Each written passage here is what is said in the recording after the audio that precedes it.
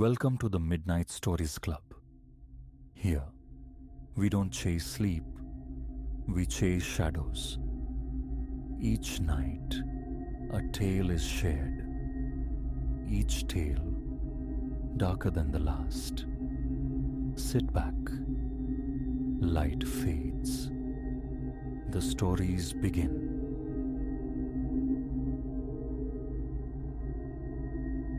Its initial appearance, the anonymous bulk of the van across the lane, registered merely as transient scenery. By the third twilight vigil, a cold certainty had coiled in my gut. This was no mere happenstance. Little could I fathom how this unremarkable vessel would anchor a maelstrom, dragging my existence toward the precipice of unreason. My name is Ilara. Until the moon preceding this one, life flowed with predictable currents.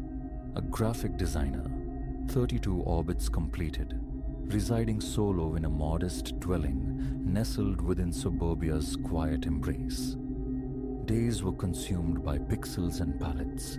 Evenings surrendered to streamed narratives or the occasional convivial gathering. A simple tapestry, yes, but woven by my own hand, and I wore its comfort well. Everything fractured on a Tuesday, deep within October's grasp.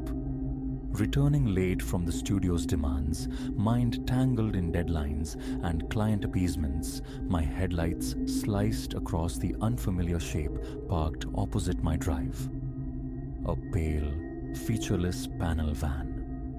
The ubiquitous workhorse of tradesmen and delivery routes. New arrivals on the block. A visitor for a neighbor. Such thoughts flickered and died as I crossed my threshold, prepared a solitary meal, and let the image dissolve. The following nightfall, it reappeared. Same position, same hushed hour. Coincidence, I insisted internally. Yet later, preparing for slumber, a glance through the bedroom casement confirmed its steadfast presence. And then, was that movement within its shadowed interior? A frisson traced my spine, swiftly dismissed. Paranoia, a phantom conjured by fatigue. Night 3 obliterated denial. The van materialized once more, and this time, the silhouette behind the wheel was undeniable. I stood sentinel at my living room window, peering through a sliver in the drapery, my pulse a frantic drum against my ribs. Who lingered there? What purpose held them captive to this vigil? The impulse to summon authorities surged yet faltered. What accusation could I voice? A van occupies the curb? Its presence breached no law. Proof of malice remained elusive. And so, I retreated into inaction, praying for its spontaneous departure. It did not depart. Days bled into weeks, the van evolving into a fixture, a silent, brooding landmark. Its daytime appearances were sporadic, but night after night, inevitably, it returned. Sometimes directly opposite, sometimes displaced by a few houses, yet invariably positioned to observe my residence. My routines warped under the pressure. Curtains were drawn tight upon arrival. Evenings on the porch ceased.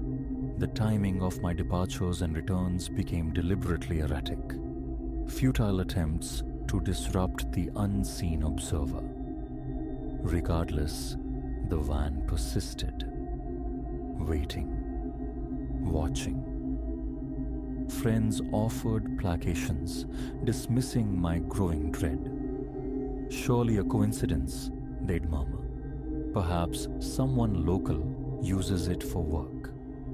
But they hadn't witnessed its subtle repositioning to maintain line of sight when I ventured out for air. They hadn't borne the oppressive weight of scrutiny from unseen eyes. I attempted documentation, capturing its image with my phone, logging arrival, and departure times. Futile. It maintained a calculated distance, rendering the license plate illegible. Any approach prompted its immediate, unhurried withdrawal, only for it to reclaim its post later. The unyielding tension exacted its toll. Sleep became a shallow pool I couldn't sink into. Startled awake by every nocturnal creak, bruised crescents bloomed beneath my eyes. My professional focus fractured. A brittle irritability surfaced, sharp words escaping toward friends and colleagues over trivialities. One night, nearly 3 weeks into the siege of nerves, my endurance shattered. It was nearing 2 in the morning, the familiar landscape of wakefulness stretching before me. Then, distinct and sharp, the slam of a vehicle door. Heart leaping into my throat, I scrambled to the window. The van, closer than ever, parked directly before my dwelling, and a figure was emerging. Panic, cold and absolute, seized me. This was the culmination. Whatever shadowed intent had driven this protracted observation, its moment had arrived. Trembling fingers fumbled with my phone, dialing the emergency number. 911. What is your emergency? The voice was calm, distant. Someone's outside, I whispered, the sound tight, fearful of being overheard. They've been watching my house for weeks. Now they're right here.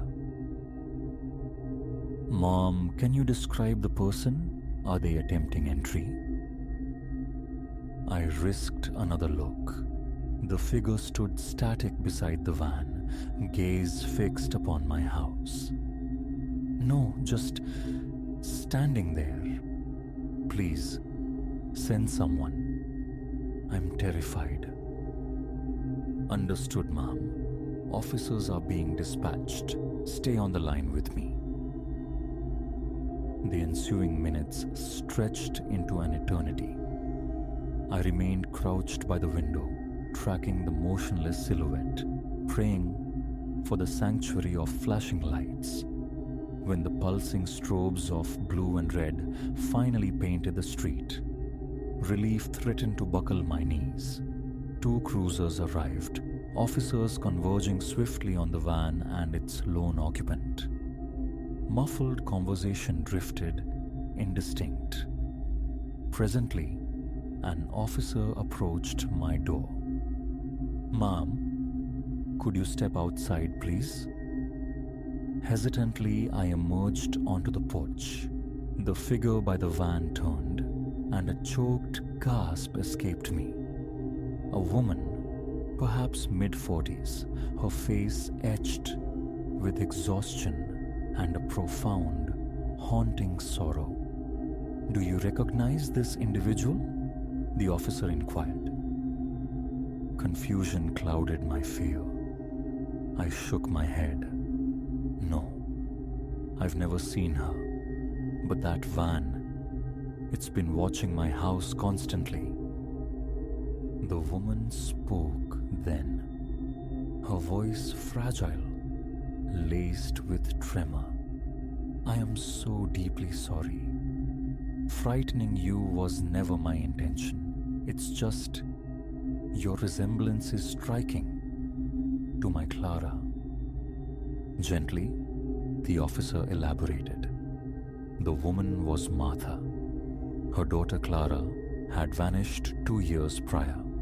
Clara, who apparently shared my features, was last sighted somewhere in this very neighborhood.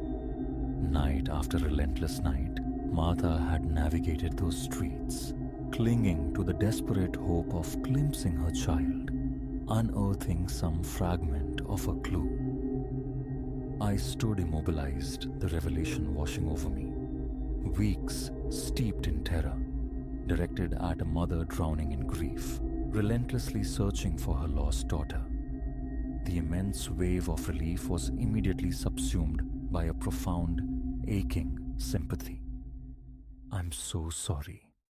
I managed, the words inadequate. I didn't know. I assumed. My voice trailed off. Martha nodded, tears finally escaping, tracing paths down her weary face. I understand. I should have approached you, explained. I was just terrified of extinguishing the last ember of hope. Statements were taken. The officers, with professional kindness, informed Martha that her nightly vigils, however understandable, were causing distress and could not persist. They provided her with contacts for support networks, resources for families enduring the agony of missing loved ones. As Martha prepared to depart, an unexpected impulse moved me. I stepped forward, embracing her.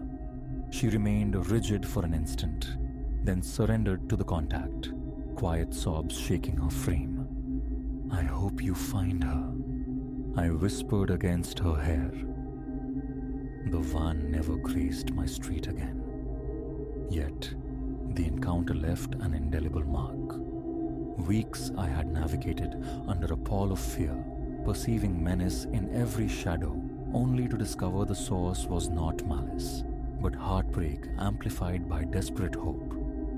Thoughts of Martha and Clara became frequent visitors in my mind. I even attended a few meetings of the support group the police had mentioned, scanning the faces for Martha. She wasn't there, but listening to the shared narratives of loss and resilience reshaped my own ordeal. My personal nightmare, it transpired, was merely a reflection of someone else's enduring tragedy. It illuminated the unsettling ease with which perception can be warped by fear, how readily we project our anxieties onto the unknown. But it also revealed the staggering depth of parental love, the extraordinary lengths traversed for even the faintest possibility of reunion. I still inhabit the same house, on the same quiet street, but now, gazing out into the nocturnal stillness, I no longer instinctively search for threats. Instead, I perceive a world saturated with stories, some terrifying, some steeped in sorrow, all profoundly human. And I am reminded that sometimes the entity we dread most is simply another's pain, searching blindly for solace.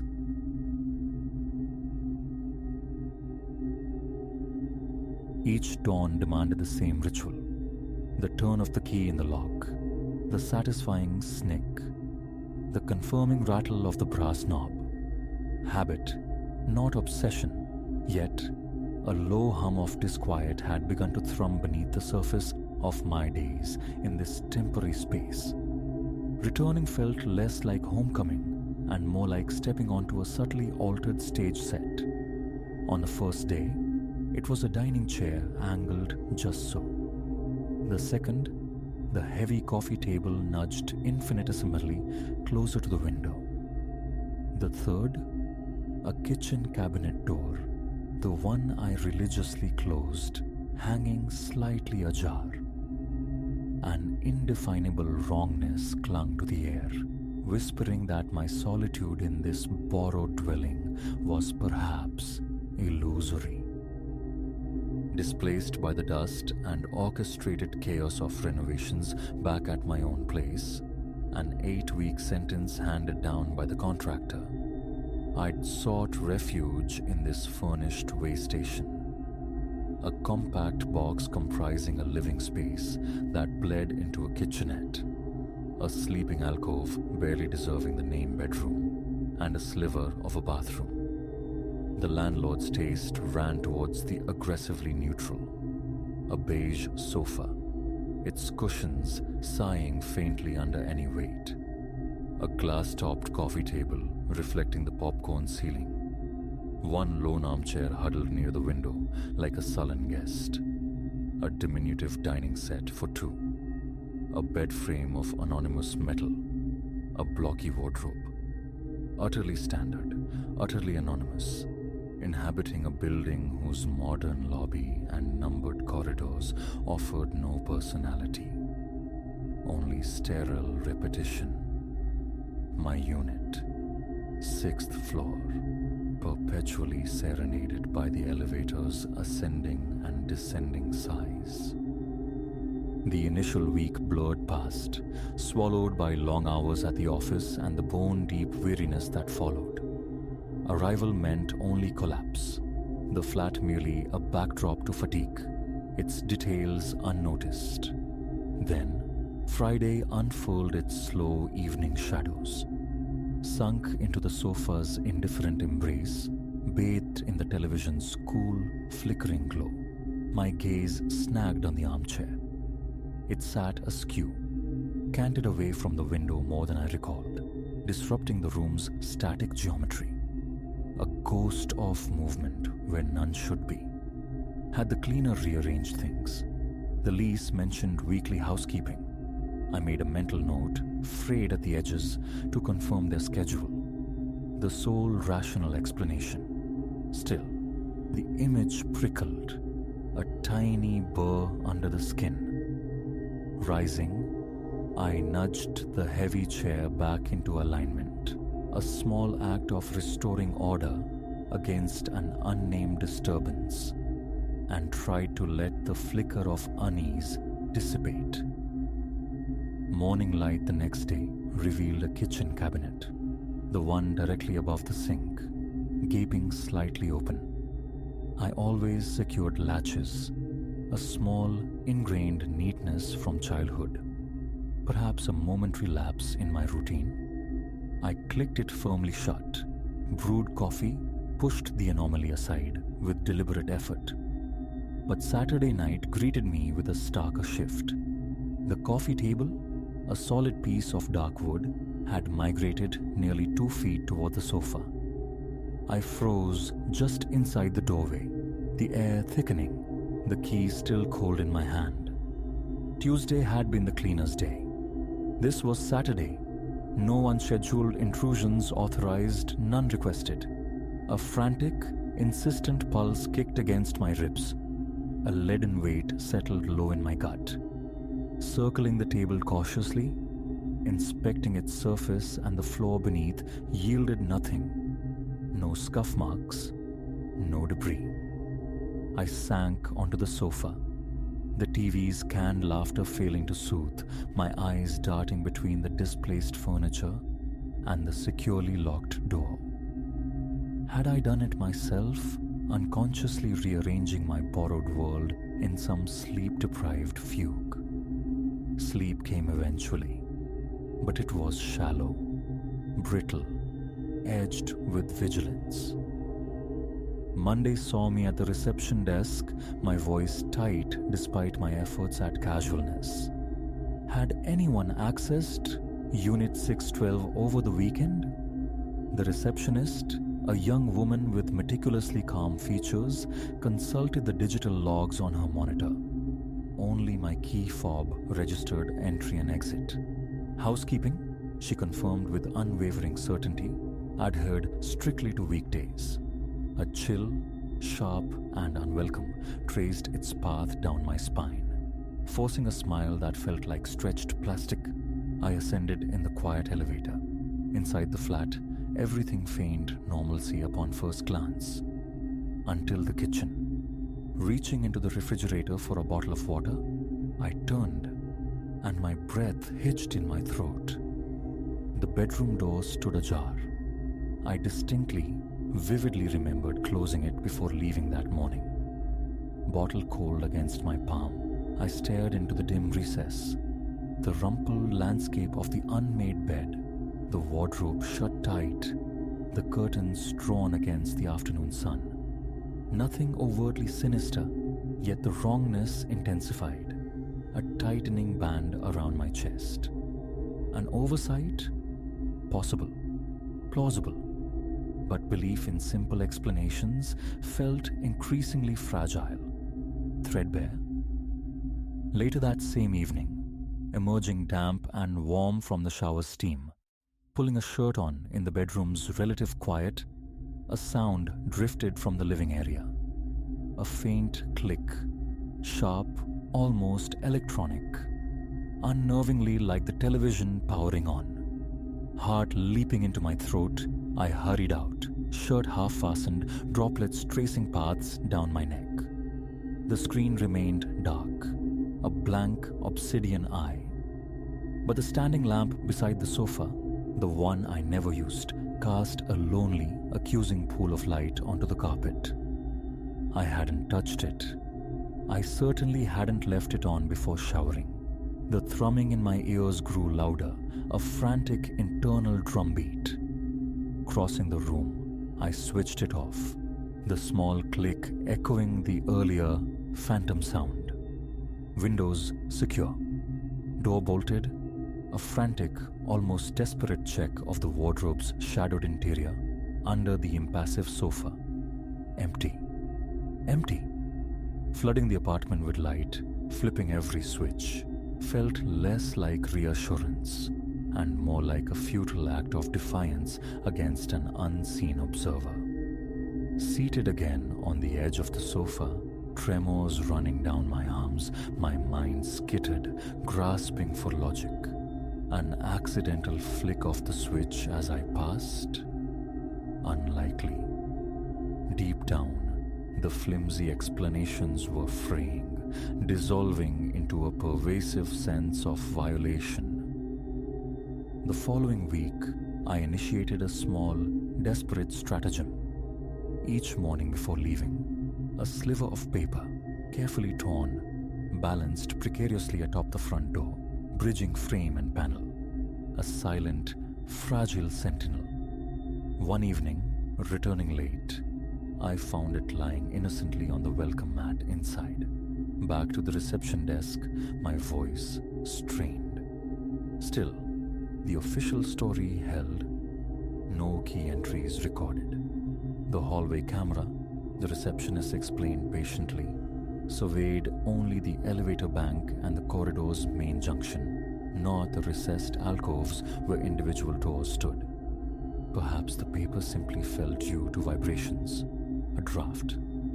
Perhaps, or perhaps entry wasn't made through the conventional means. A hidden access, a forgotten service panel somewhere within these planned walls. The thought made the already small apartment feel suffocatingly dense, its boundaries suddenly uncertain. Work suffered. Sleep became a scarce commodity, haunted by imagined creaks and the persistent feeling of being watched. Concentration fractured, forcing me to double-check every task.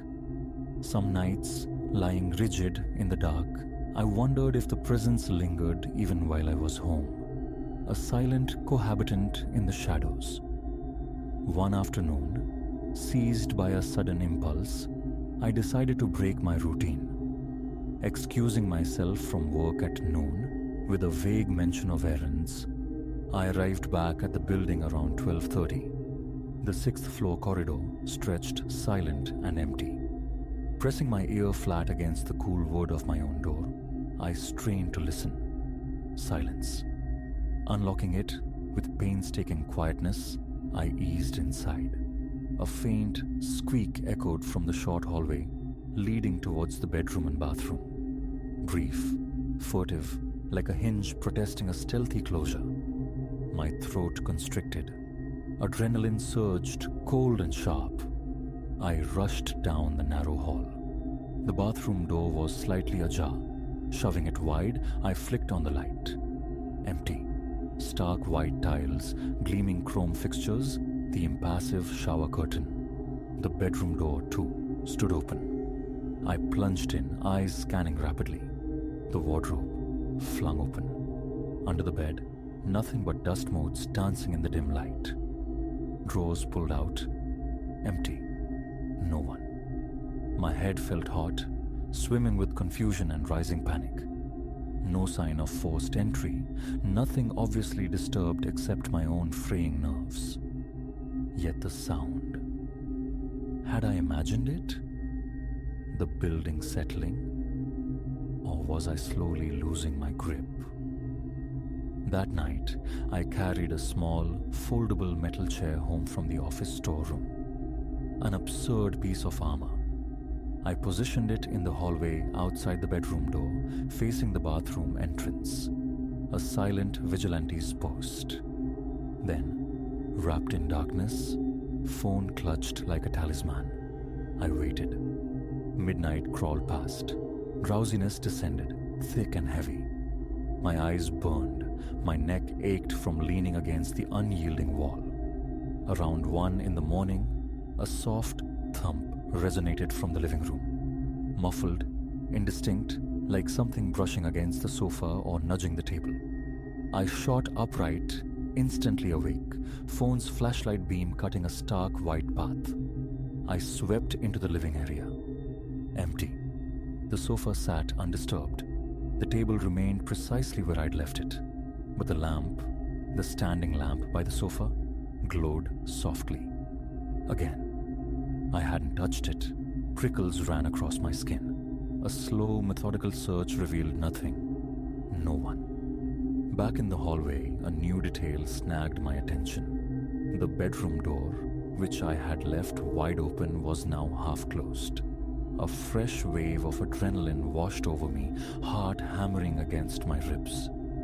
Pushing the door fully open, I swept the flashlight beam across the room. Still empty. Sweat beaded on my temples, trickling downwards. Sleep was now an impossibility. The night stretched before me, endless and menacing. The third week became a blurred ordeal of hypervigilance and exhaustion. At work, I was jumpy, distracted.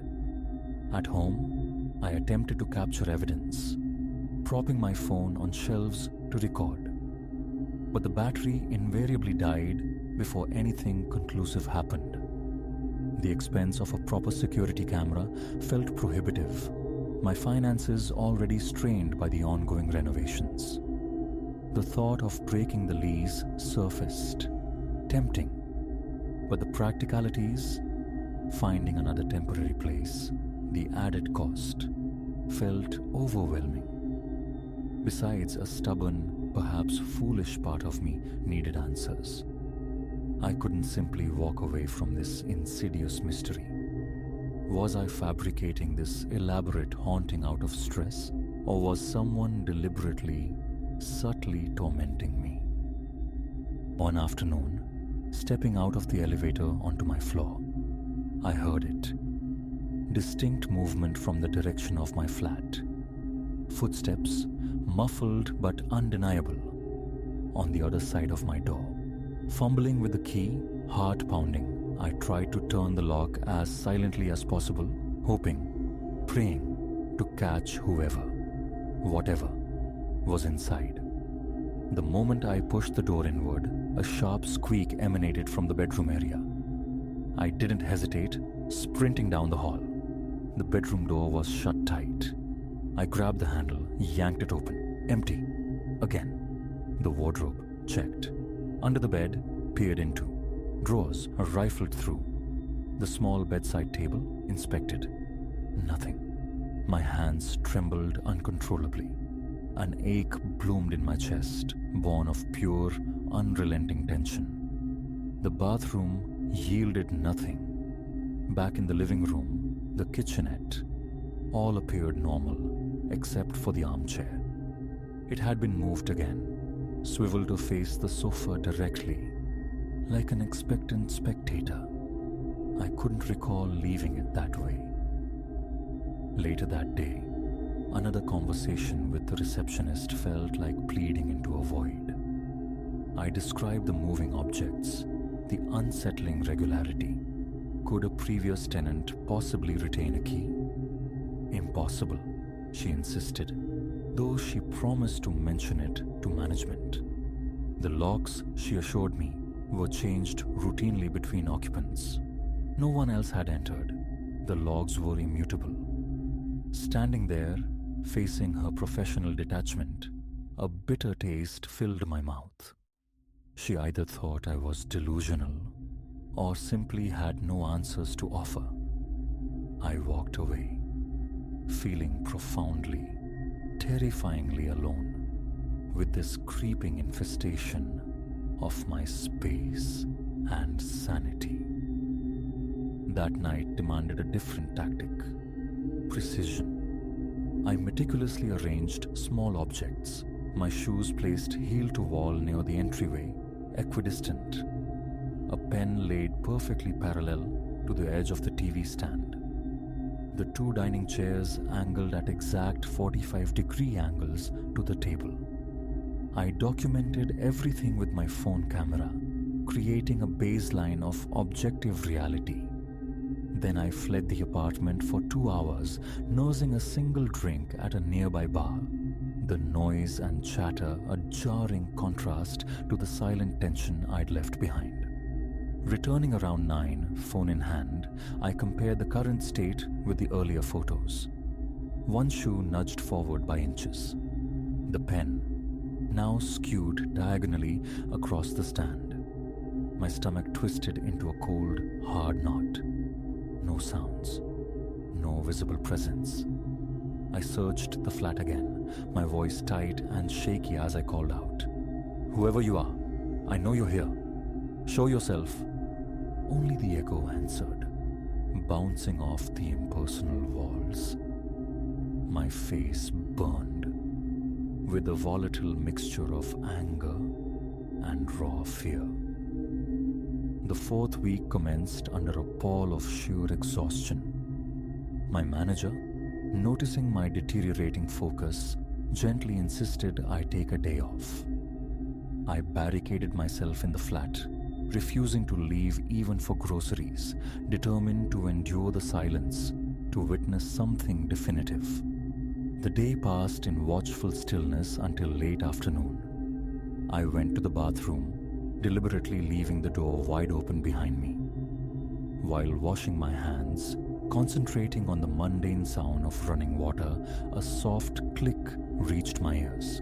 It originated from near the bedroom. Heart seizing, I rushed out, water dripping unheeded from my fingers. The bedroom door was slowly, silently swinging shut. I surged towards it, flung it open, stepped inside. Empty, utterly maddeningly empty. The wardrobe door stood closed. I approached it slowly, hand hovering over the handle, breath held captive in my chest. A pause, then a swift, decisive pull. Clothes hung limply inside, nothing behind them. I pulled out the shallow drawers one by one, no space large enough to conceal anything human-sized. Sweat slicked my skin. My breathing came in ragged gasps. I felt ensnared in a bizarre, one-sided game of hide-and-seek, forever seeking a player who refused to be found. The remainder of the day dissolved into restless pacing, obsessive checking of doors, windows, closets, under furniture. All locked, all secure, offering no clues. That night, I deployed my final defense. Dragging one of the heavy dining chairs across the floor, I wedged its back firmly beneath the bedroom doorknob, creating a physical barricade. I double-checked the bedroom window lock. Plugged in my phone, its faint glow a small comfort. Turning off the lights, I lay rigid in bed, straining to hear past the city's low hum filtering through the curtains. Every creak of the building, every distant siren sent a jolt through my system. Sleep felt like a distant shore. I tossed, turned, my mind racing. Sometime around 3 in the morning, exhaustion finally began to claim me, my eyelids drooping with a leaden weight. I must have drifted off, briefly submerged in uneasy dreams, only to be wrenched back to consciousness by a dull thud. I sat bolt upright, heart slamming against my ribs with painful force. Flicking on the bedside lamp, my eyes darted to the door. The chair remained wedged tight. The door was still shut. I slid out of bed, crept towards it, pressed my ear against the wood. Faint footsteps, unmistakable, pacing softly in the living room beyond my barricade. I stood frozen, breath caught high in my throat, caught between the terror of confrontation and the certainty of futility. Opening the door felt pointless. It would vanish, dissolve into the inexplicable, as always. Yet, remaining trapped behind the door felt unbearable. After minutes that stretched into an eternity, filled only by the frantic drumming of my own heart and the whisper of movement beyond, I slowly, carefully pulled the chair aside. Taking a deep breath, I opened the door. The living room lay steeped in darkness. No one. I flipped on the overhead light, its harsh glare revealing nothing. An empty stage. I scanned every inch, checked behind the sofa, peered into the kitchenette. All calm, all still. Except the coffee table, it had shifted again. Just an inch, maybe two, diagonally. Enough. A silent scream built in my throat. This wasn't stress. This wasn't imagination. This was real and utterly wrong. And I had to escape.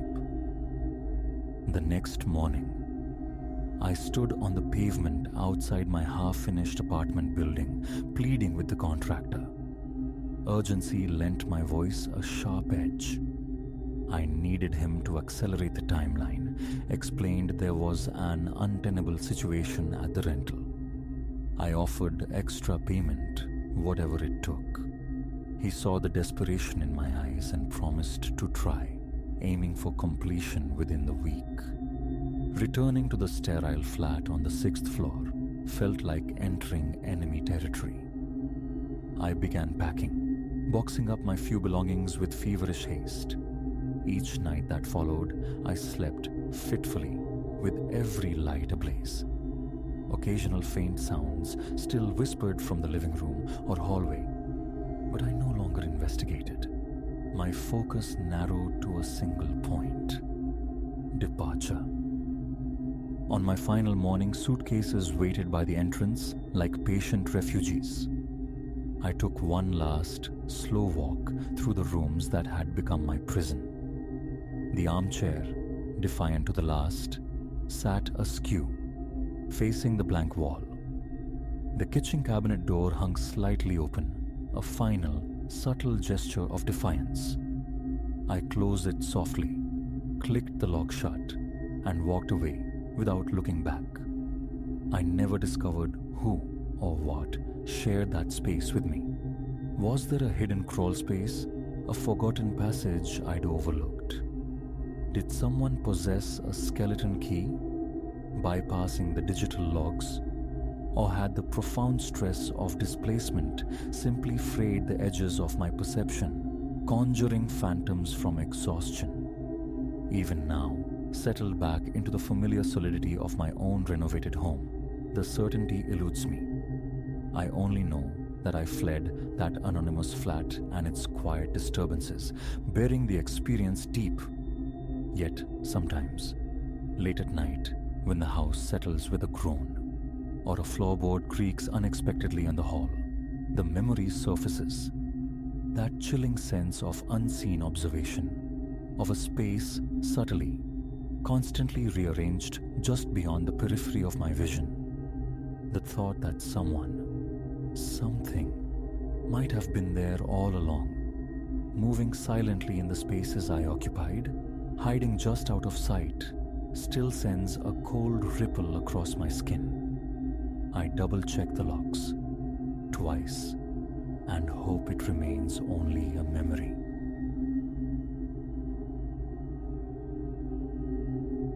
Something felt dissonant by my second nightfall within that old crimson brick edifice. Ilara lay cocooned in bed, the day's exertions weighing heavy, when a delicate friction whispered from above. A shuffling, hesitant, like the drag of reluctant feet across floorboards. Initially, dismissal came easy. The tenant overhead, perhaps pacing. Yet the sound persisted, a slow rhythmic scrape, scrape, scrape that seemed amplified by the building's otherwise tomb-like quiet. Thick walls swallowed every other murmur of life. No voices bled through, no flickering television glow, leaving only that unsettling cadence. A tremor of unease feathered along her nerves, but exhaustion won, pulling her under. Morning found the disquiet lingering. Elara resolved, with a knot tightening low in her belly, to investigate should the sound recur.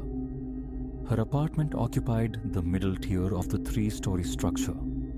The uppermost floor held but a single dwelling. Mrs. Albright, the landlady, had mentioned a man residing there during the lease signing, a figure Elara had yet to glimpse. The building possessed the weary dignity of age, its red bricks weathered, its narrow staircase groaning like old bones underfoot. Sallow beige paint peeled in the hallway, illuminated by a solitary overhead bulb that emitted a faint, insectile buzz. Heavy doors punctuated the corridor, the brass knobs stiff and cool to the touch. On her third evening, the shuffling returned.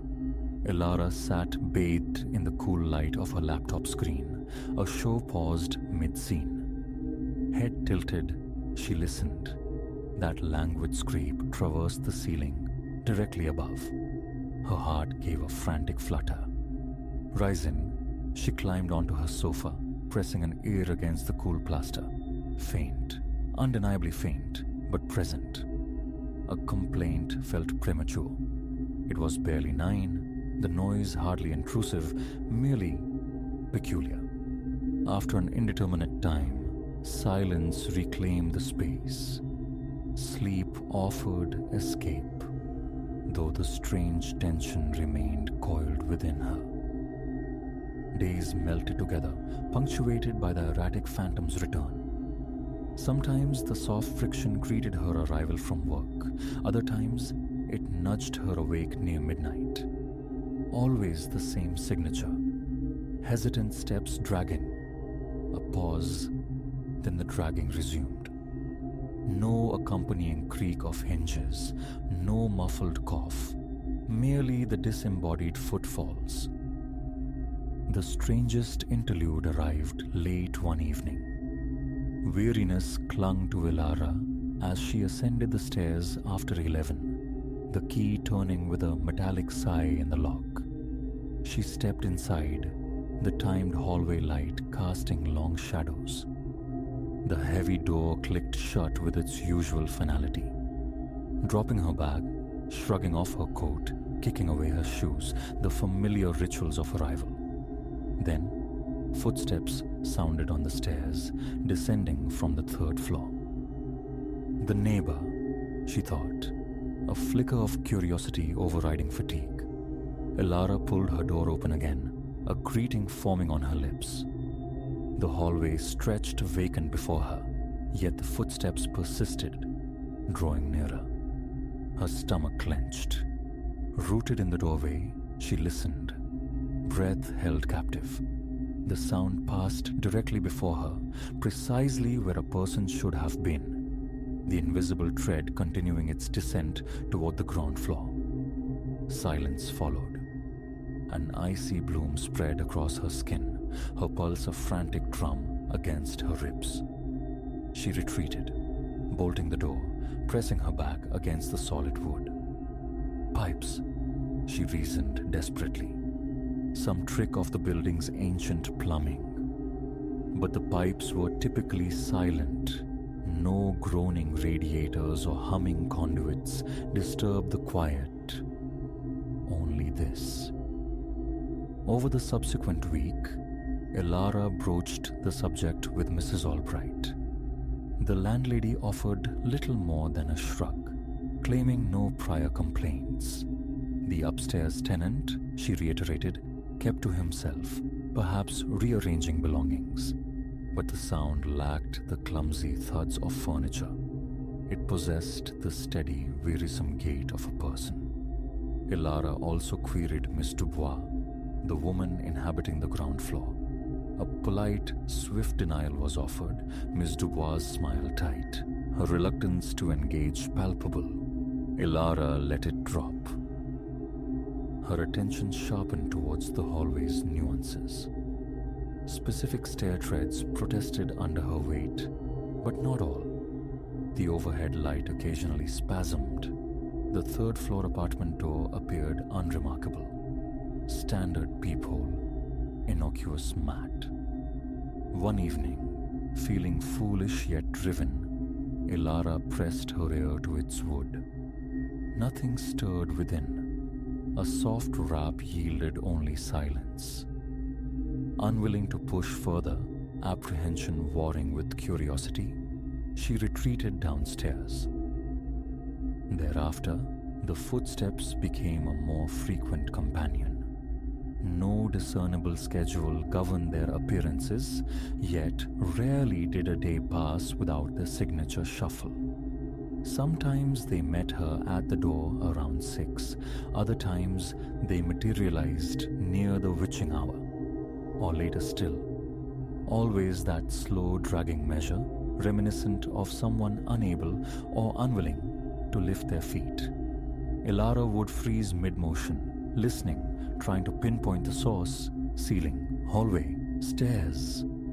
The sound seemed to drift, yet the pattern remained constant.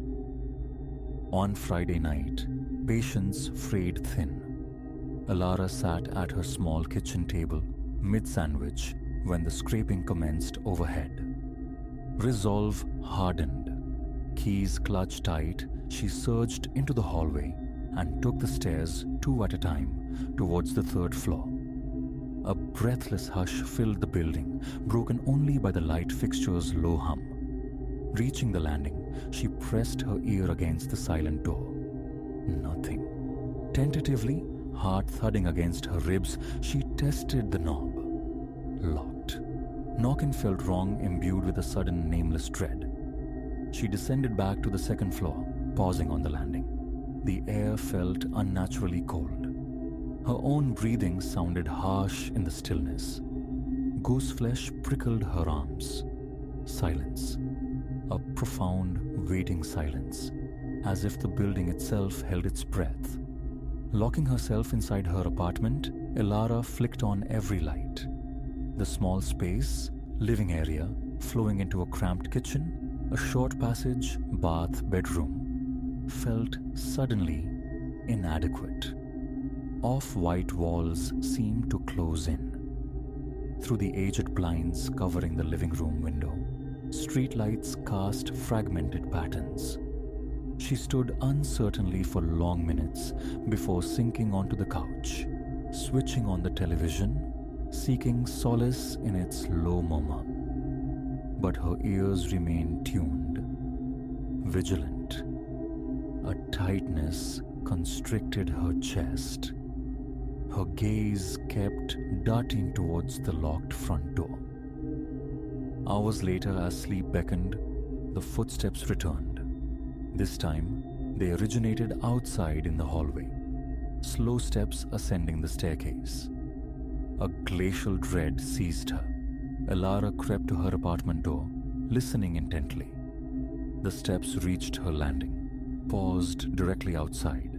She stopped breathing, palms slick against the cool metal of the deadbolt. Then, they resumed their journey, climbing towards the 3rd floor. No voice, no fleeting shadow beneath the door, no tangible presence. A shiver traced its path down her spine. The urge to wrench the door open warred with a paralyzing tension. After a minute, steeped in silence, she quietly turned the deadbolt, waited another minute, then pressed her ear to the wood once more. Nothing. Quietude had returned. The following morning brought exhaustion. Elara decided on a vigil. She retrieved a small folding chair and positioned it near her door in the hallway that evening. For nearly an hour she sat, pretending to read on her phone, eyes flicking upwards toward the stairs. No one appeared. The corridor smelled faintly of aged polish and dust motes, still and profoundly dull. Feeling foolish yet frustrated, she retreated inside. Later, around 10, they began again. This time, seemingly starting from the ground floor, working their way upwards. Scrape, pause, scrape, pause. Her body went rigid. Phone in hand, she eased her door open a mere crack. The hallway yawned empty. Leaning out, she peered down the stairwell. Vacant, yet the footsteps climbed relentlessly. They reached the second-floor landing, stopping just beyond her sliver of visibility. The air felt thick, charged. She stood frozen, the phone screen casting a pale glow on her hand. Then, the steps continued their ascent, moving up the final flight towards the third floor. Once they reached the summit, absolute silence fell. Elara tiptoed back inside, secured the lock, and collapsed onto her couch, legs feeling like fragile glass. The emptiness of the hallway haunted her. No one there, yet the steps possessed undeniable weight, coaxing faint protests from the old floorboards. A chill wrapped around her arms. She stared at her locked door, mind racing, seeking purchase on logic that continually slipped away. She tried asking around once more. A knock on Miss Dubois' door yielded only a sliver of opening, the woman's eyes wide. Nothing to report, she insisted, her voice hushed. Did anyone else frequent the stairs? A quick shake of the head. The top apartment was rented, yes, but the tenant was seldom seen. Something mumbled about old buildings and unsurprising noises before the door clicked shut, leaving Elara alone in the sallow light. A week bled into the next, the situation unchanged. Daily, at least once, the shuffling manifested, circling overhead, ascending, descending. Sometimes Elara flung her door open a breath too late. Other times she caught the sound and progress, only to be met by the vacant corridor. Mrs. Albright remained impassive. Without proof of tangible disturbance, her hands were tied. A maintenance check confirmed no leaky pipes, no structural anomalies. Nothing. One night, fueled by a surge of desperate courage, Elara resolved to confront the source head-on. She waited by her door, ear pressed to the wood. An hour of silence stretched thin. Then, near midnight, they began. Upstairs, directly above, across the ceiling, then descending the stairs. The instant the sound should have been passing her threshold, she yanked the door wide. Emptiness greeted her, but the invisible procession continued, the scraping steps heading down towards the first floor. Elara leaned over the railing, gaze fixed below. Nothing visible. The echo of descent filled a narrow space, yet no figure cast a shadow, no form moved through the air. Her mouth went dry, her arms prickled. Seconds later, the sound faded entirely on the ground floor below. Heart hammering as if she'd run a race, Elara slammed her door and threw the bolt. From that point, a constant thrumming anxiety became her baseline. Sleep fragmented. Every creak, every settling sigh of the old building made her jump. The tension in her chest became a permanent resident. Work suffered, her focus fractured by obsessive replays of those phantom footfalls. Coming home meant bracing herself at the threshold, listening. Some nights offered respite, blessed quiet. Others brought the shuffling chorus multiple times. She'd open her door, staring into the dim hallway, willing her eyes or ears to confess a trick. But the slight vibration under her own feet when the steps passed near confirmed their unsettling reality. So real, yet utterly unseen. It's been weeks now. Nothing has shifted. Sometimes, feeling desperate, Ilara speaks into the perceived presence. "Hello," she'll call out softly. "Is someone there?" No reply ever comes. The footsteps never falter, continuing their slow pilgrimage until they cease of their own accord. Moments occur when the air outside her door feels palpably heavier, charged, yet the peephole reveals only the empty, buzzing hallway. The conviction solidifies. The footsteps belong to someone or something. Beyond sight, fear mingles with a profound, indescribable unease. Moving out flickers across her mind. The rent is mercifully low, the apartment itself adequate, but this haunting rhythm keeps her perpetually strung tight. She dislikes this feeling of being besieged within her own home. She mentioned it once to her friend, Leo, who quipped about hauntings, a joke that landed heavily in her isolation. Belief wavers. She clings to shreds of rationality.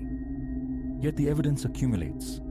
Slow, dragging footsteps, day and night, pacing above, traversing the stairs. Thick brick walls that muffle all else but amplify this single persistent sound. An empty corridor staring back at her. No answers from neighbor or landlady. Each time the scraping begins, her pulse leaps, activity ceases, breath catches, shallow in her throat, a familiar knot tightening in her stomach. The sensation of being watched, observed by unseen eyes, is inescapable. Attempts to capture proof have failed. Her phone records only ambiguous creaks, the essence of the sound refusing digital capture. An overnight voice recorder yielded mere static, punctuated by random clicks. Can she continue living here? The question hangs unanswered. Yet, reluctance roots her. A stubborn piece of her craves logical explanation clings to the possibility of faulty plumbing, strange acoustics. But every time she opens the door to that empty space precisely as the steps should be passing, feeling the hairs on her arms rise, she knows the answer isn't simple. It's past midnight. Ilara sits at her small kitchen table, pen moving across paper. The overhead light hums its low, constant note. Outside the window, streetlights bleed through the blinds, painting stripes across the dark living room. She waits, listening. Is tonight another night for the footsteps? Her pulse quickens slightly. Her shoulders ache with tension. A faint creak echoes from the stairwell. The building settling, or something more. All she knows is the pattern holds. Someone or something walks these stairs, paces the floor above, forever unseen. Just now, a familiar tremor, a soft friction from above. She's rising, drawn to the threshold once more. Her heart pounds. A chill permeates the air. One more time, she'll open the door. Perhaps tonight, finally, she will see. Or perhaps once again, there will be nothing there at all.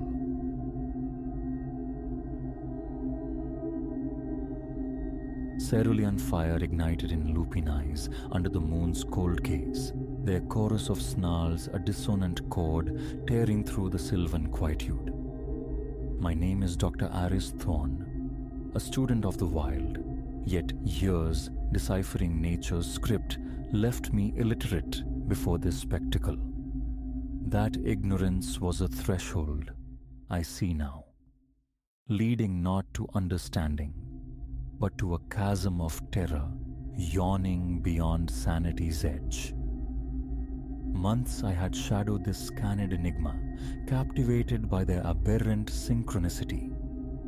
A pack moving less like beasts and more like a phalanx, their hunts executed with chilling, tactical grace. Initial theories of hyper-evolved pack hierarchy withered, replaced by a creeping conviction of something deeply aberrant woven into the wood's fabric. That night found me nestled in a small clearing's embrace, camera poised, field journal open, beneath a moon-bleeding argent luminescence onto the forest floor.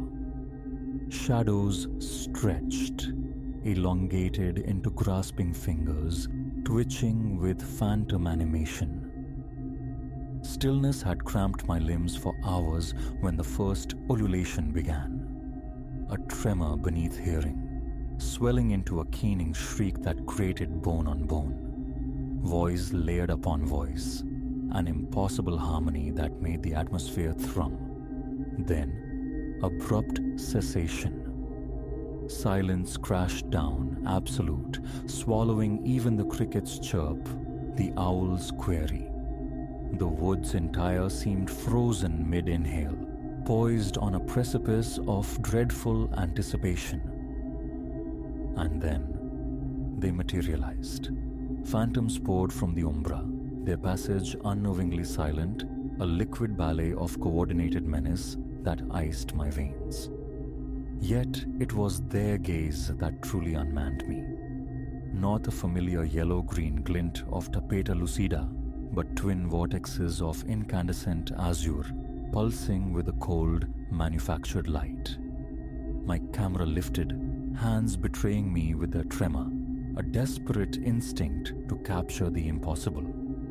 Through the lens, however, focus blurred past the wolves to the deeper shade between sentinel pines. A silhouette stood there, humanoid, yet utterly alien in its elongation, its gauntness, a subtle geometry of wrongness that screamed against nature's laws. Its attention was fixed solely, terribly, upon me. Raw panic detonated within my chest. Scientific detachment vaporized, equipment forgotten, stealth abandoned. The imperative was simple: flee, warn someone. But turning, I found egress denied. A wolf stood sentinel, barring my retreat. Close now, the creature's perversion was stark. Its pelt, ragged and sparse, revealed glimpses of something incongruous beneath. The dull sheen of articulated metal. And the eyes? Dear God, those impossible blue eyes held no animal warmth, only the vacant depth of stars, a chilling, calculating sentience utterly divorced from the terrestrial. Retreating inch by agonizing inch, my pulse a frantic drum against my ribs, I felt the wolf mirroring my every move, a silent shepherd guiding me back towards the clearing, towards the waiting anomaly. Then, my heel caught.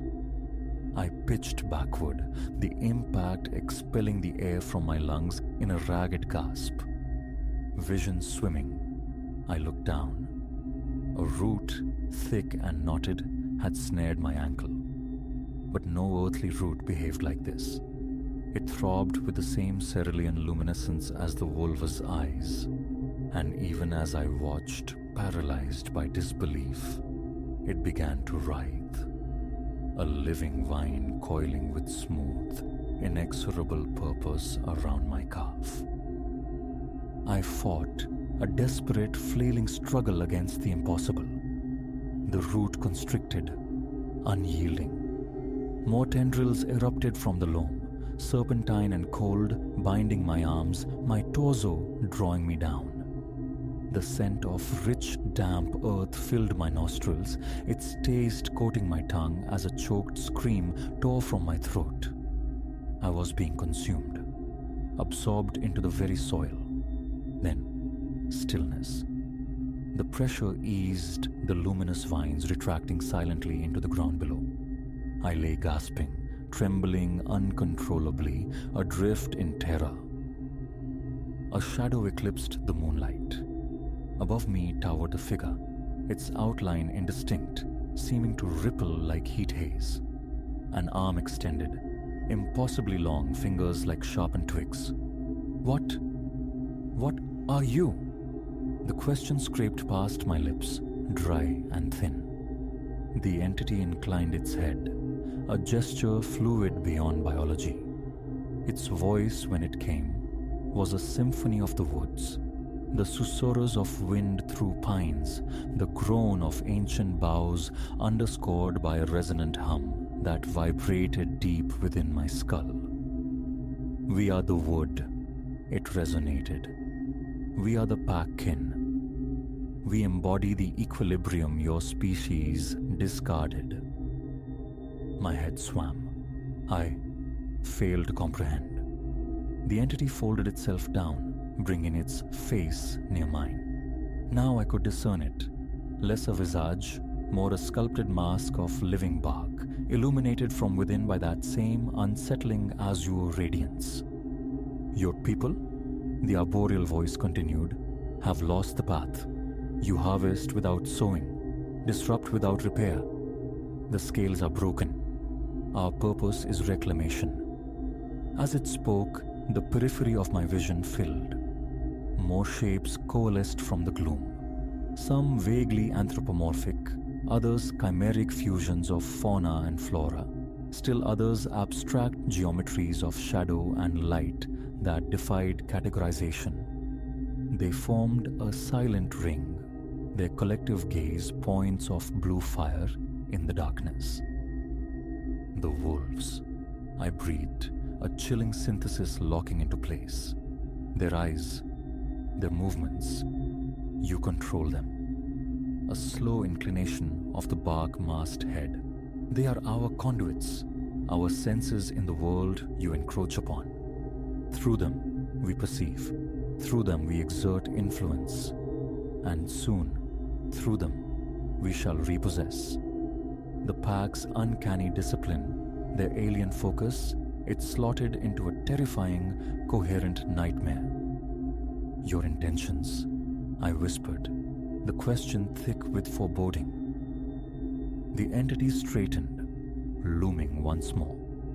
We shall instruct humankind in forgotten hierarchies. And you, seeker of knowledge, the voice resonated, chillingly intimate, you shall be our herald. Before denial could form, a hand, cool, textured like rough bark, pressed against my brow. Agony erupted behind my eyes, incandescent. An alien consciousness surged inward, a torrential presence forcing its way into the sanctum of my thoughts. Visions flooded me. Primeval forests untouched by steel, cryptic rites enacted under cycles of forgotten moons, spectral wolves racing across landscapes untroubled by time. And underpinning all, the insistent thrum of that cobalt light, a siren call demanding surrender, promising dissolution into its vast, unknowable awareness.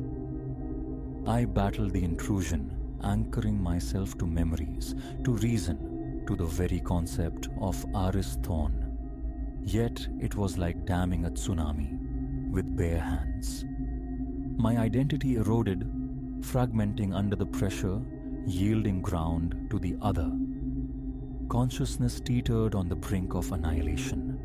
Then, a discordant intrusion. The chopping beat of rotors sliced through the night, a harsh mechanical counterpoint to the forest's hum.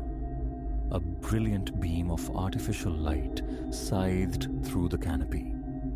A collective hiss rose from the assembled entities as they recoiled, dissolving like smoke into the deeper darkness.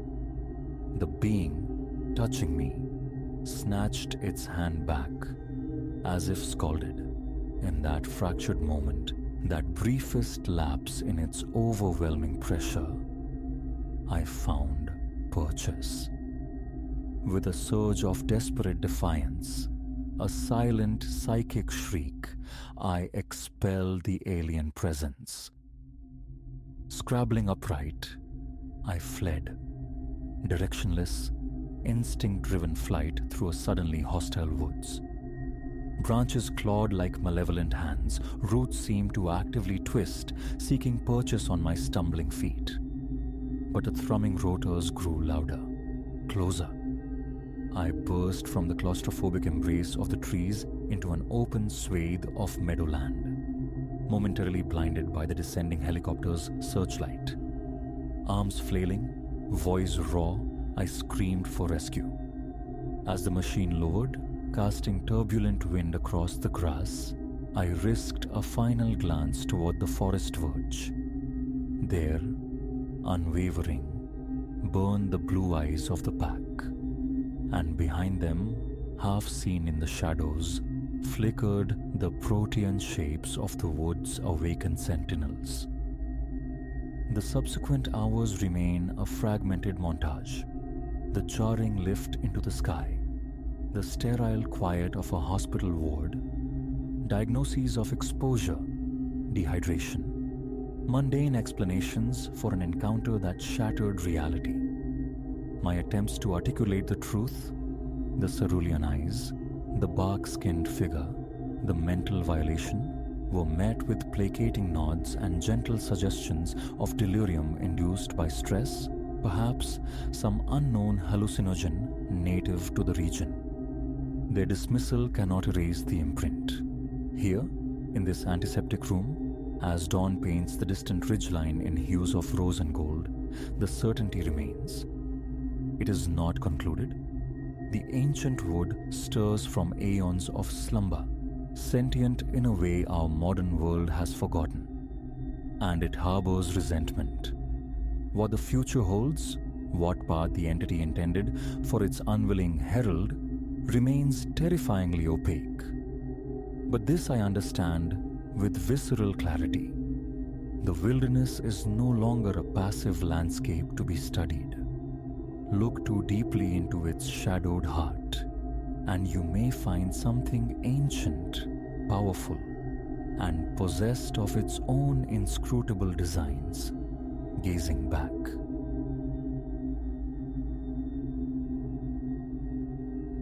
Acquiring anything from that suffocating little establishment tucked away on Serpent's Lane should have tripped an internal alarm. Its windows, opaque with grime, and the splintered, sun-bleached shingle hanging askew, hardly inspired confidence. Yet the looking glass, propped just so within the shadowed maw of the display window, snagged my gaze instantly, half eclipsed by a teetering ziggurat of battered valises. Motion ceased.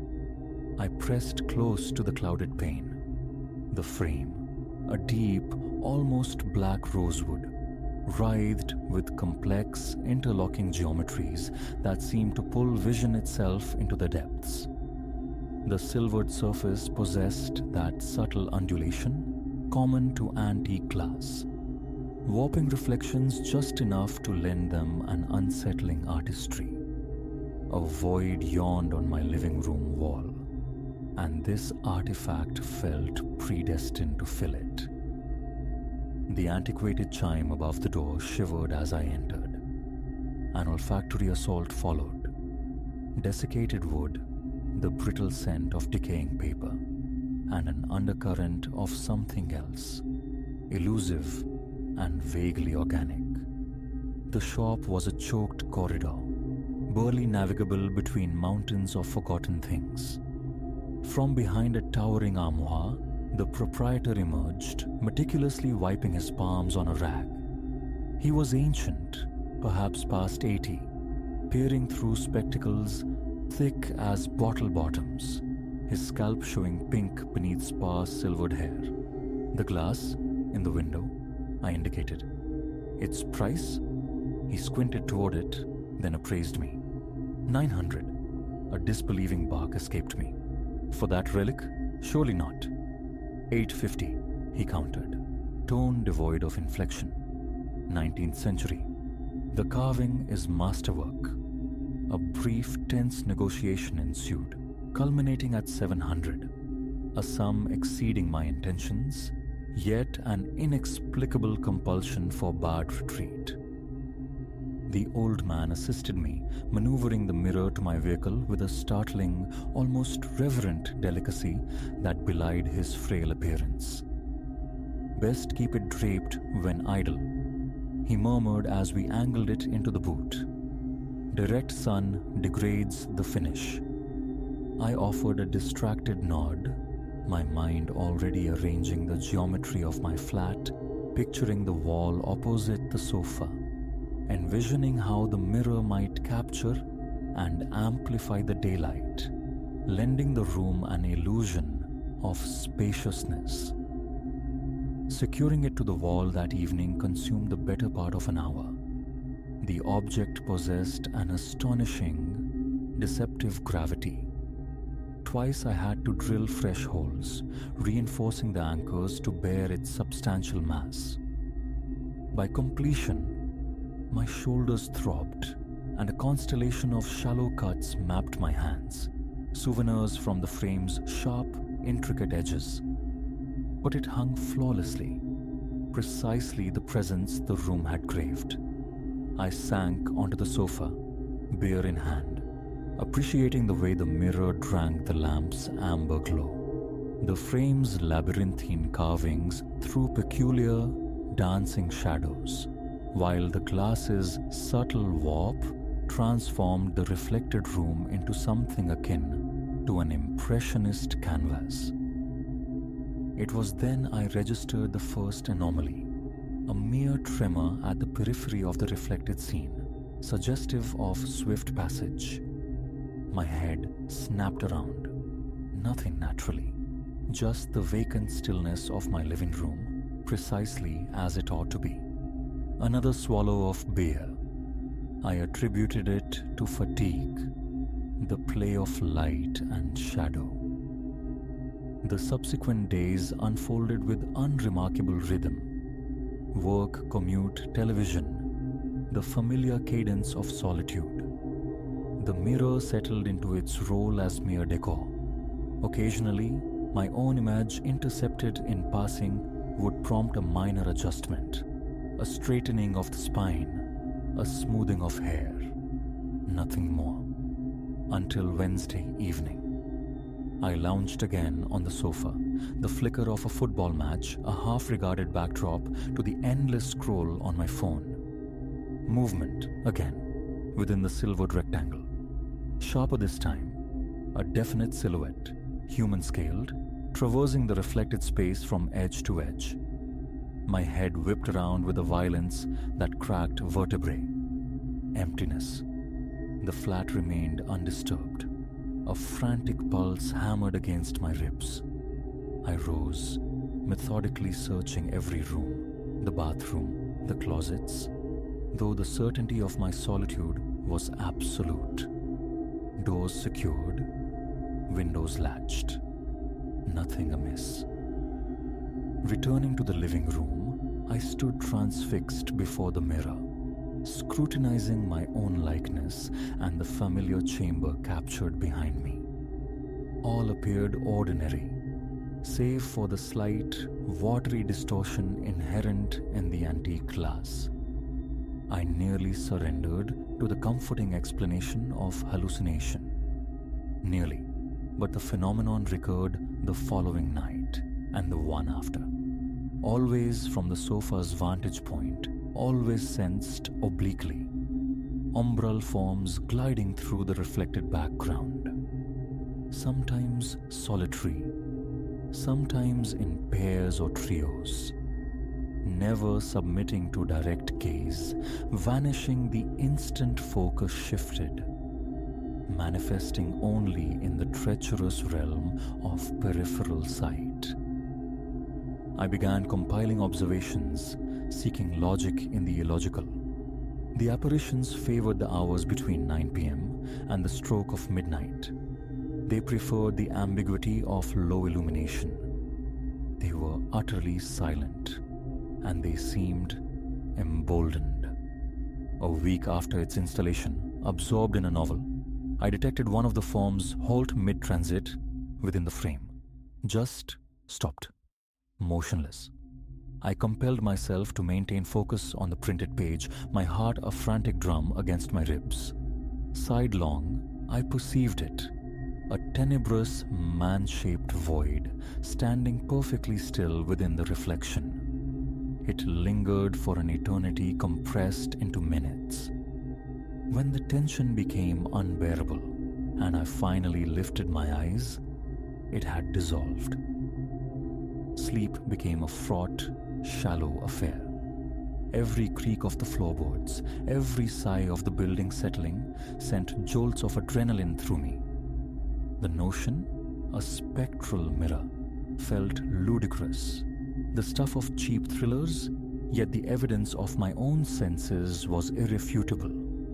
The figures gained definition, their movements acquiring a disturbing intentionality. No longer merely passing through, they now seemed to linger, to observe. At times, glimpsed fleetingly, one would appear oriented towards my reflection, a silent, watching presence. One night, desperation led me to shroud the mirror beneath a bedsheet.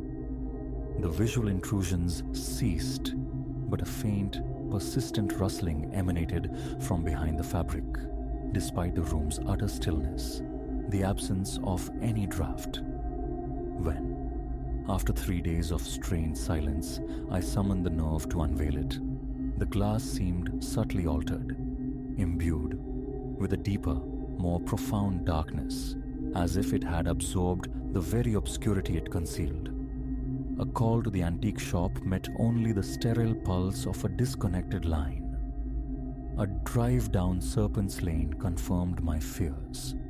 The windows were blinded with brown paper, a stark for rent placard affixed to the door.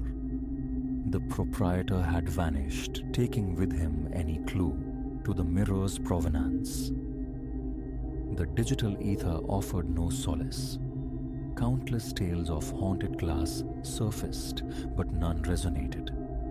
They felt like transparent fictions, lacking the specific chilling character of my own experience.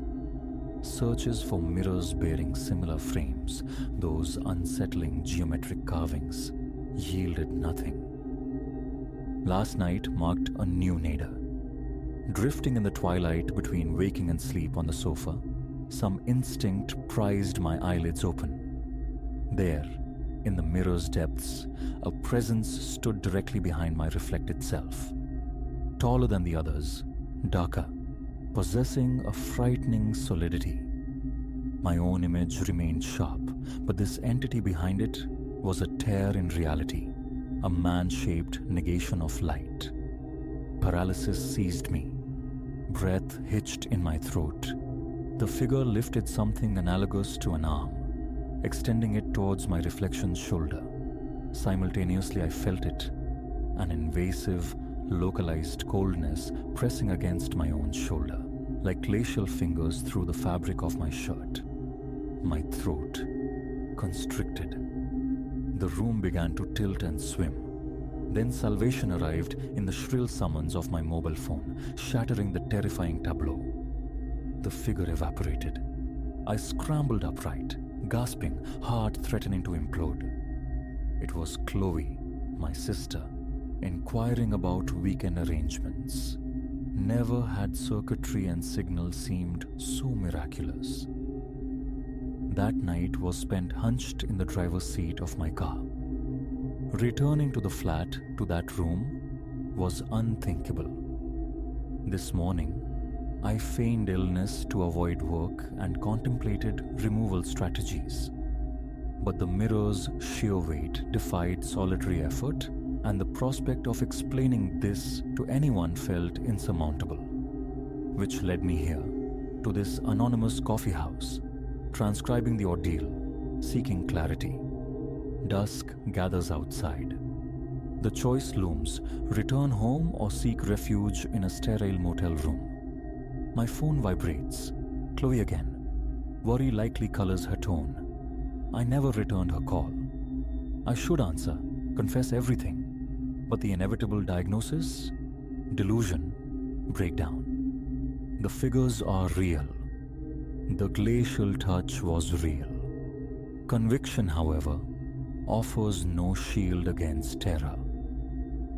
My coffee has long gone cold. The server eyes me with thinly veiled concern. Hours have passed. Through the cafe window, my car squats in the near empty lot. I could drive there now, stride into my apartment, confront the thing, rip it from the wall, drag it out, consequences be damned. But what if that's precisely the desired outcome?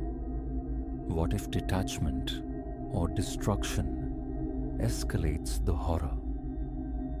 Another vibration, a text message. Chloe, where are you? I'm at your place. Ice floods my veins. She's there, now, in that room, likely standing before it. Keys clatter as I snatch them, bolting for the car. The drive home is a frantic blur. Laws ignored, tires screaming. Sweat slicks my palms on the wheel. I burst through the apartment door, shouting her name. She stands in the living room, glancing up from her phone, startled. Elias, finally. Been trying you all day. Everything all right? My gaze darts to the mirror. Chloe's reflection stares back, innocuous, untroubled. No attendant shadows, no abyssal figures. Relief wars with lingering dread. Yeah, I manage, fighting for breath.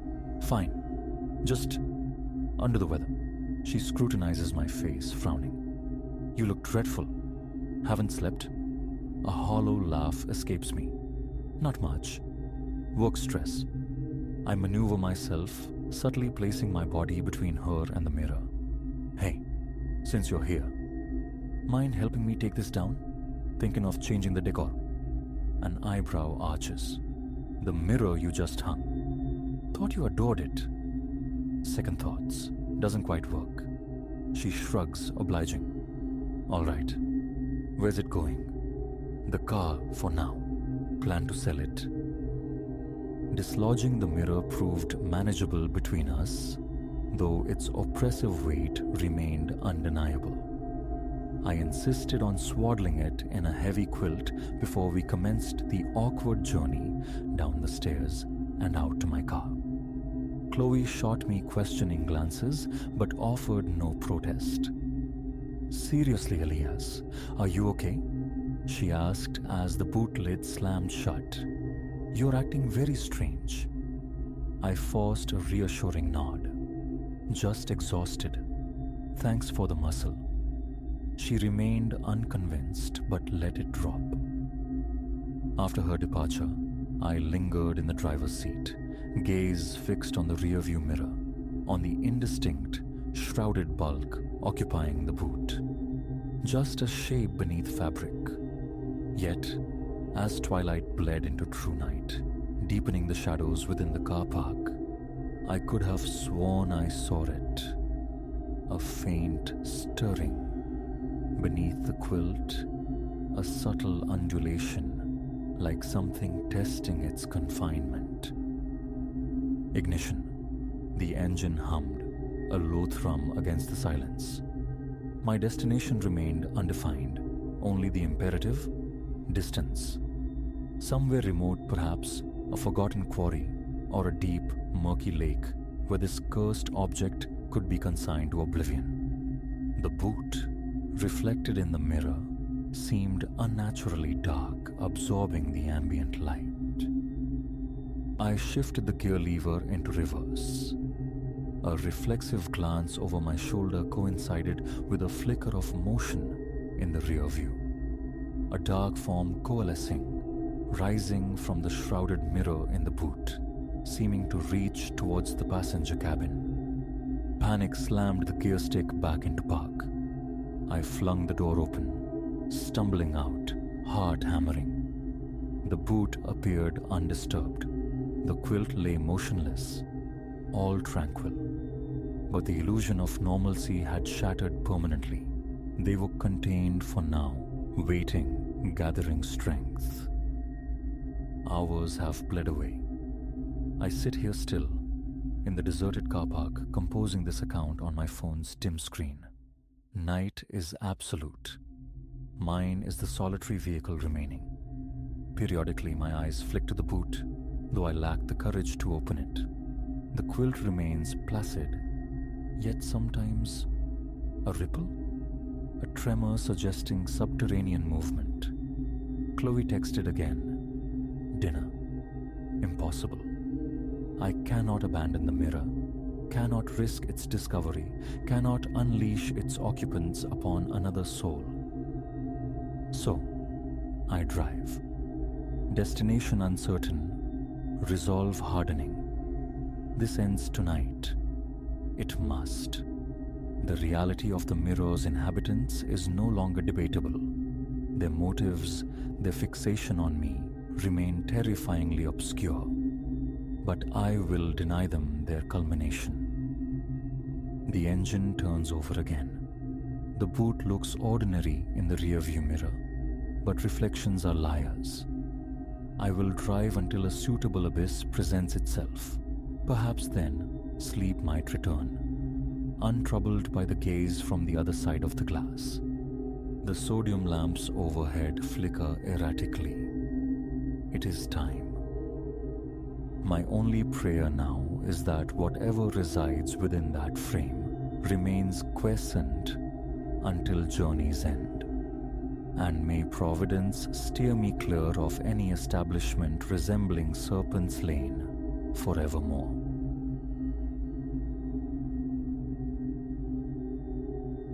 Dawn arrived not with light, but with a constriction around Elias's ribs. His forehead was slick with a cool dampness, a peculiar clamminess in the temperate air of his small apartment. An insistent wrongness hummed beneath his skin. He navigated the narrow space, carefully sidestepping a constellation of forgotten paintbrushes near the threshold. The corridor stretching towards his studio lay shrouded in shadow. His hand, betraying a tremor, found the switch, bathing the passage in stark, artificial light. Pushing open the studio door, released the acrid tang of pigments into the air, sharper than usual. His initial thought, carelessly left solvents, evaporated instantly.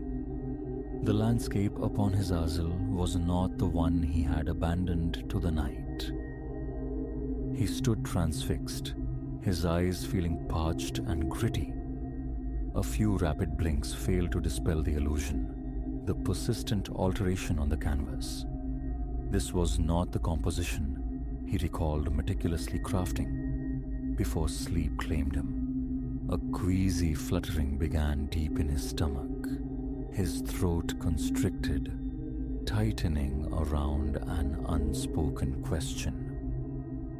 Landscapes were Elias's refuge, had been for a decade.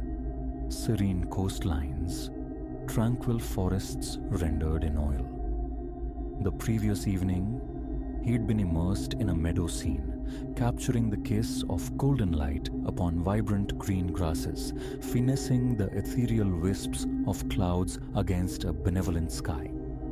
He remembered setting down his brush near midnight, the canvas radiating peace. But the morning revealed a desecration. The grass, once lush, now sprawled in shades of bruised umber, dark and unwelcoming. A heavy pall of grey suffocated the sky, streaked with weeping lines of black that bled from the clouds towards the distant trees. This profound shift alone might have seeded doubt in his memory.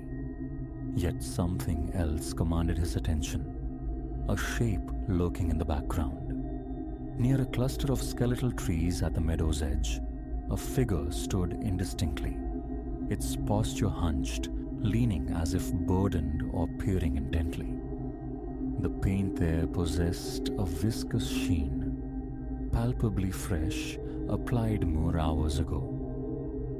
He hadn't painted it. He possessed no recollection of mixing such somber, bruised colors. Elias drifted closer, drawn by a morbid curiosity, leaning in to scrutinize the brushwork.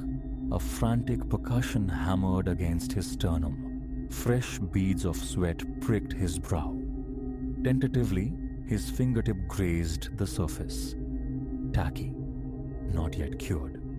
He remained there, adrift in a disorienting silence, grappling with the terrifying possibility of a fractured mind. Had he worked in some fugue state, a sleepwalking artist painting nightmares? The thought felt alien, improbable. A tremor ran up his legs, forcing a shaky step backward. Calm, he told himself. Just exhaustion playing tricks. Perhaps an experimental impulse utterly forgotten. He retreated to the kitchen, seeking the mundane solace of running water. His hands were unsteady as they guided the stream into a glass. The low thrum of the refrigerator filled the silence. He focused on the simple anchor of the cool glass against his palm, taking slow, measured sips, coaxing his breathing back from the precipice of panic. His thoughts whipsawed.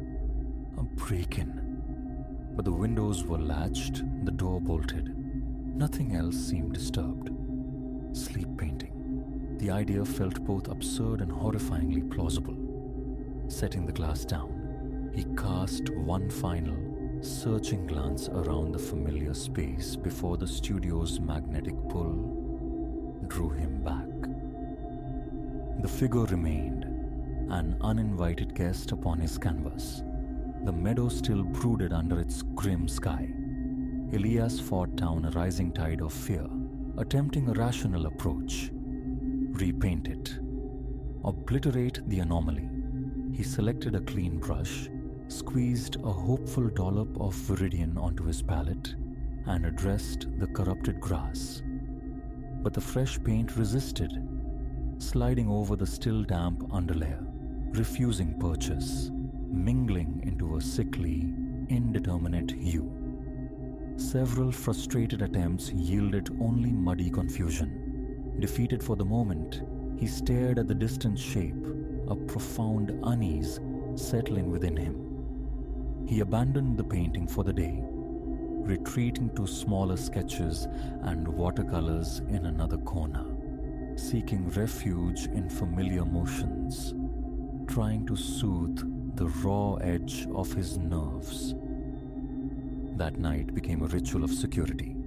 Every window latch double-checked, the deadbolt on the door tested twice. He even introduced a small, battery-operated motion sensor light, positioning its plastic eye towards the easel, a flimsy sentinel against what? Himself perhaps caught in some unconscious act of nocturnal creation. He ate a hasty, tasteless dinner, deliberately averting his gaze from the troubled canvas. Tension coiled in his shoulders, his back aching from a day spent hunched and weary. Sleep, when it finally came, was a shallow, fitful thing. He surfaced several times, eyes darting through the oppressive darkness.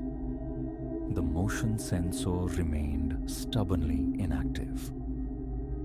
Morning. He approached the studio door, his heart already a frantic drum against his ribs.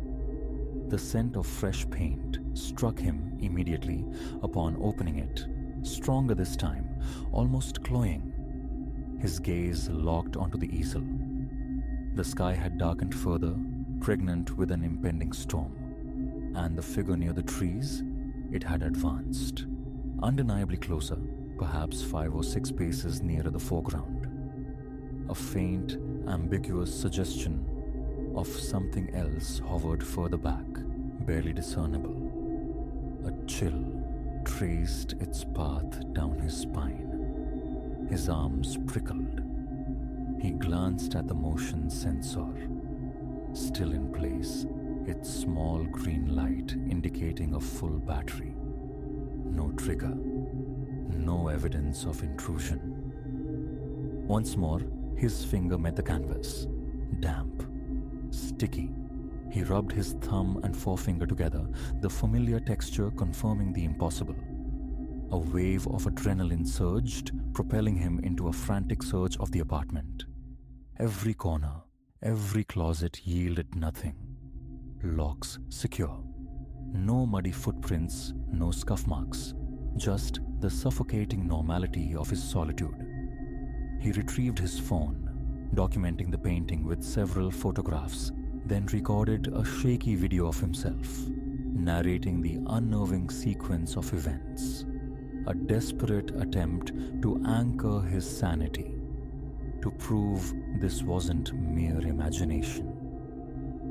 The subsequent days fell into a disturbing rhythm. Each dawn revealed fresh violations upon his canvases. One night, the phenomenon migrated to a nascent piece, a simple sketch of a mountain range bathed in sunrise hues.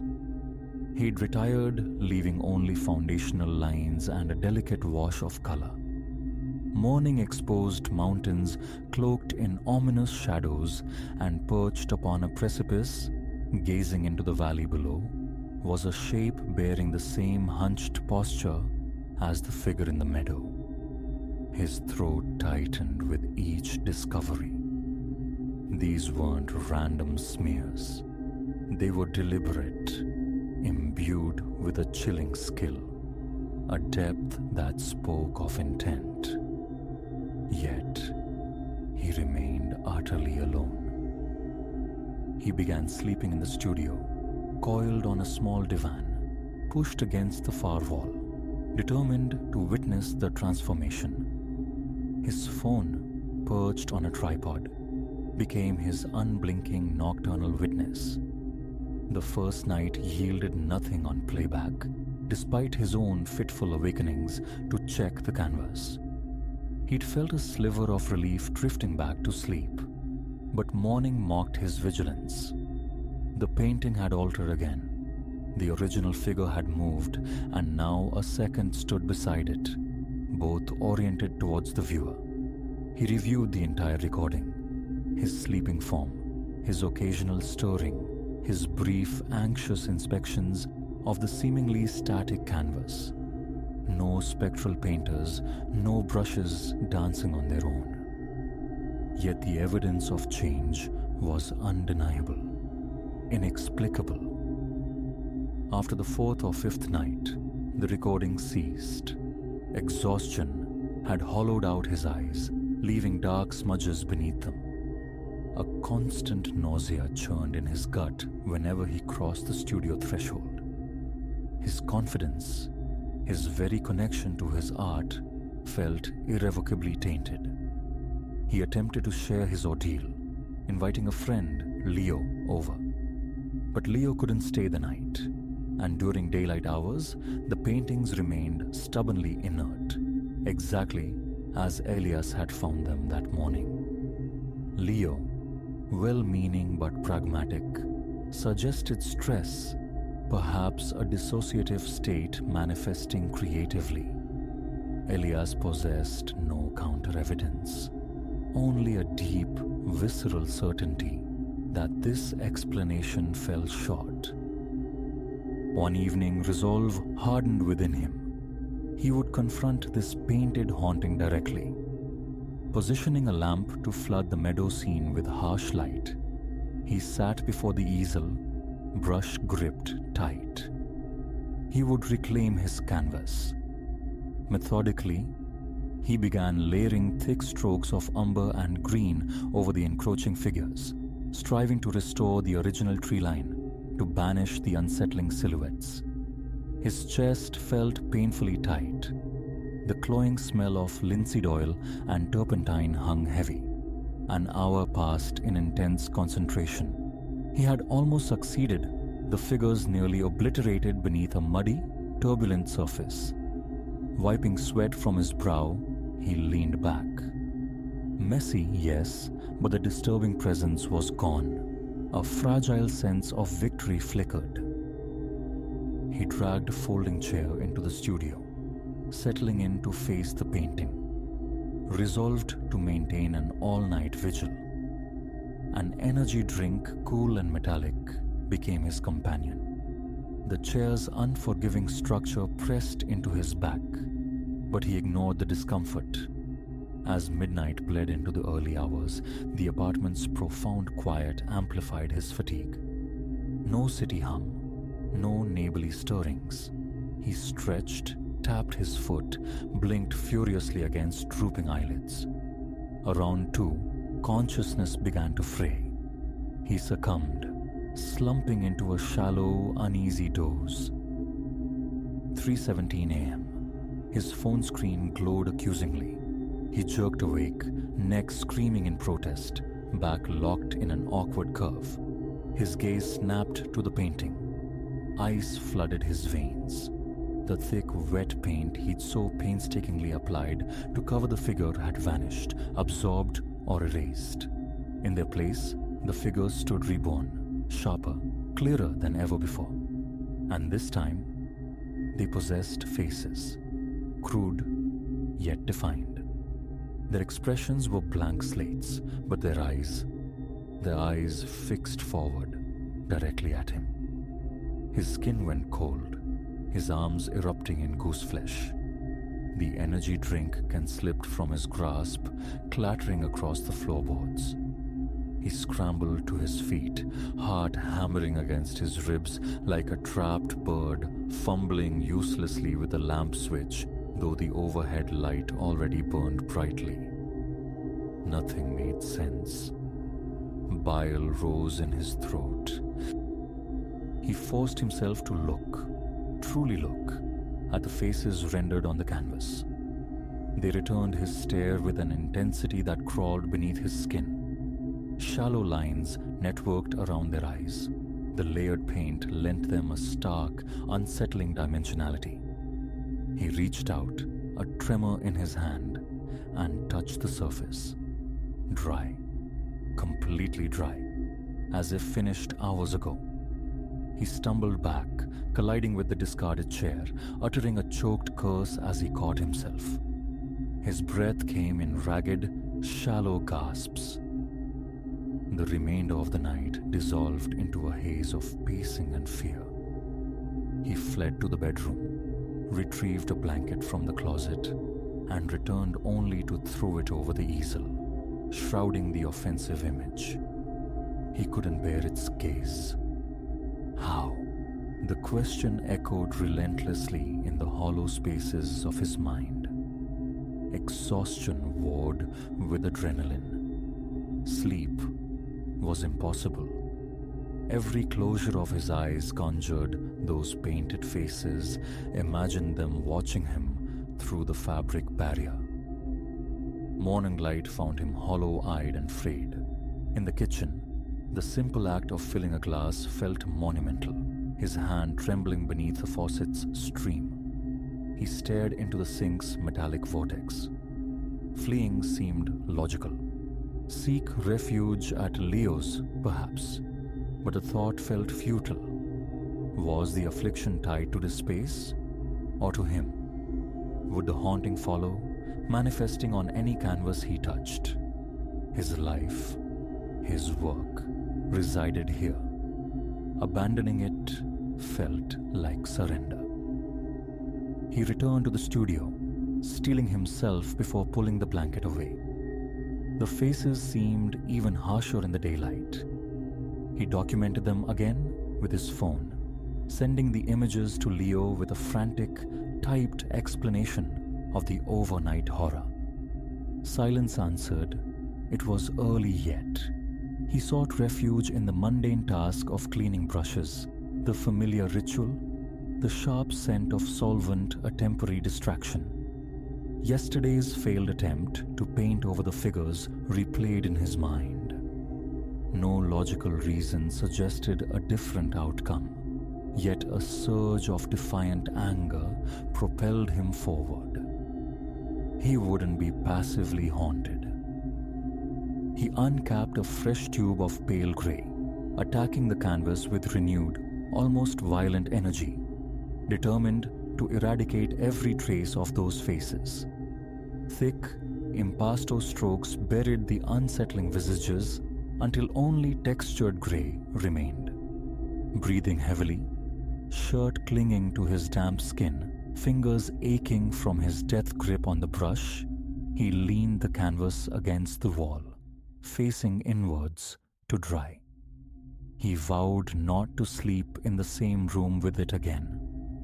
Observation, yes, but from a distance. That evening, driven by a desperate, almost superstitious impulse, he placed the painting face down upon the floor. Nestled on its protective plastic sheet, he locked the studio door from the inside, exiting through the secondary hallway door, sealing the room. Would denying its sight, restricting its position, halt the phenomenon? The absurdity of his actions warred with his desperation. He camped on the living room sofa, the locked studio door a silent sentinel behind him. Music played softly. Phone videos flickered unheeded. He forced wakefulness until nearly 2. Eyes gritty, limbs leaden, before succumbing to a troubled, anxious sleep. Dread was a physical weight as he approached the studio door in the morning. He turned the key, the click echoing too loudly, and pushed the door inward. His breath hitched. There, standing upright upon the easel once more, was the painting. He knew. With chilling certainty, he had left it prone. Something had lifted it, returned it to its place of prominence. Dizziness washed over him. He advanced slowly, hesitantly. The canvas, it was utterly transformed. The sky gaped, an almost solid black void. The meadow had devolved into a nightmare landscape of writhing, distorted trees. And the figures, now starkly central, stood shoulder to shoulder, their crudely rendered faces turned fully towards him. Their eyes, disproportionately large and dark, seemed to suck the light from the room. His mouth was desert dry. Words failed him. The pungent aroma of fresh paint assaulted his senses. A quiet, viscous drip sounded from below the easel. A single bead of black paint slid slowly down the canvas, detached, and splattered onto the plastic sheeting.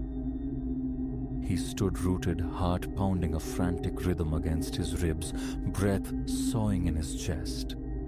A faint tremor started in his legs, threatening to buckle. Erasing the paint hadn't worked. Hiding the painting hadn't worked. Recording the void hadn't worked. They kept returning, these painted invaders, each time more grotesque, more insistent. They felt sentient, watchful, waiting. Sweat slicked his palms. A bitter taste coated his tongue. He realized his jaw was clenched so tightly it ached.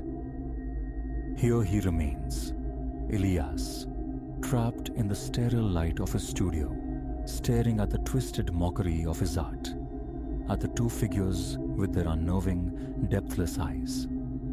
Touching the canvas again feels impossible. Leaving the studio feels like abandoning the battlefield. His own heartbeat thunders in his ears, a frantic counterpoint to the oppressive silence. Should he destroy it? Try some other desperate measure? He is caught fast in this terrifying loop, the painted faces burned onto the backs of his eyelids. His sanctuary is violated, his mind besieged. He doesn't know how to make it stop. All that remains is the certainty that his creations are no longer his own, and each act of defiance only invites a darker, stranger response. That is his reality now, hands shaking, suspended in this moment of profound dread, waiting, watching for what the next dawn will bring.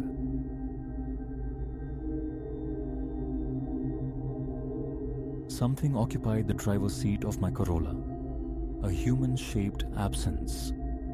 That realization arrested my steps, 20 feet shy of the vehicle, in the stark emptiness of the mall's upper lot, the time bleeding towards midnight. 11:47 p.m. Overhead lamps cast jaundiced pools, enough illumination to confirm the presence. A head silhouetted against the headrest, shoulders slumped distinctly forward.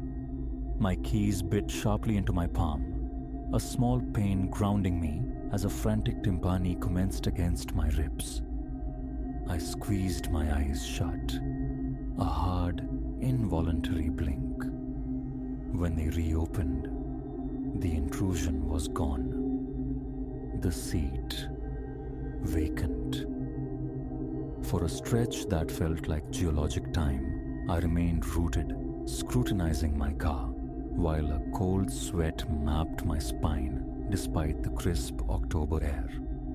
The parking lot yawned around me, a desolate concrete plain punctuated only by a few distant vehicles huddled near the perpetual glow of the 24-hour fitness center. A profound stillness gripped the asphalt expanse, swallowing the distant hum of the freeway, muffling the memory of daytime commerce. Only the sodium lamps buzzed, a lonely insectile drone beneath my own ragged, accelerating breath. Coherence surfaced slowly. Call the authorities. My hand, trembling visibly, retrieved my phone, yet my thumb hovered, paralyzed, over the emergency icon. How could I articulate this phantom sighting? An ephemeral trespasser in my vehicle. Officer? Vanished like smoke. They'd dismiss it as intoxication, exhaustion. Tentative steps carried me closer, my gaze sweeping the immediate vicinity. Nothing stirred. No figure crouched low, no lurker melted into the adjacent shadows. The windows gleamed, unbroken. I thumbed the unlock button on the fob. The lights blinked their mundane confirmation. No alarm had shrieked its violation. Is anyone there? My voice emerged thin, a frayed thread in the vast silence. Only the echo answered. I began a slow circumnavigation, peering through each window. The interior presented its usual disarray, utterly normal. No evidence of forced entry marred the paint near handles or seals. My satchel remained undisturbed on the passenger seat where I tossed it hours ago. Nothing seemed amiss. It had to be hallucination, an artifact of too many graveyard shifts fueled by excessive caffeine, amplified by the looming pressure of the quarterly projections. My own overtaxed mind conjuring specters. Surely. Yet, reaching for the driver's door handle, my fingers quivered. A hesitation, then a sharp yank pulling the door wide as I instinctively stepped back. The dome light flickered on, illuminating nothing. I leaned in, a wary reconnaissance of the back seat. The floor wells, empty. But the air inside was wrong. Beneath the familiar tang of worn upholstery and stale coffee lingered an alien scent, something damply telluric, reminiscent of disturbed earth or autumnal decay. My nose wrinkled. Had I tracked in mud earlier? A prickling sensation crawled over my skin as I slid behind the wheel. The seat felt frigid, unnaturally so, radiating a chill that defied the ambient temperature. I turned the key. The engine rumbled to life without protest. The radio resumed its classic rock playlist precisely where I'd left it. Everything operational. Losing your grip, Elias, I muttered, adjusting the rear-view mirror. Seriously, cut back on the stimulants. Then, remembrance. The security cameras, ubiquitous eyes mounted on poles throughout the lot. I'd noted their presence during previous late-night departures. If flesh and blood had breached my car, its image would be captured. For a moment, engine idling, I contemplated retreat, driving straight home, burying the incident under denial. But the insidious question would fester, robbing me of sleep. I needed verification. I killed the engine, exited, and locked the Corolla. The mall's grand entrance stood lightless, but a service door near the loading bay, frequented by security personnel, offered access.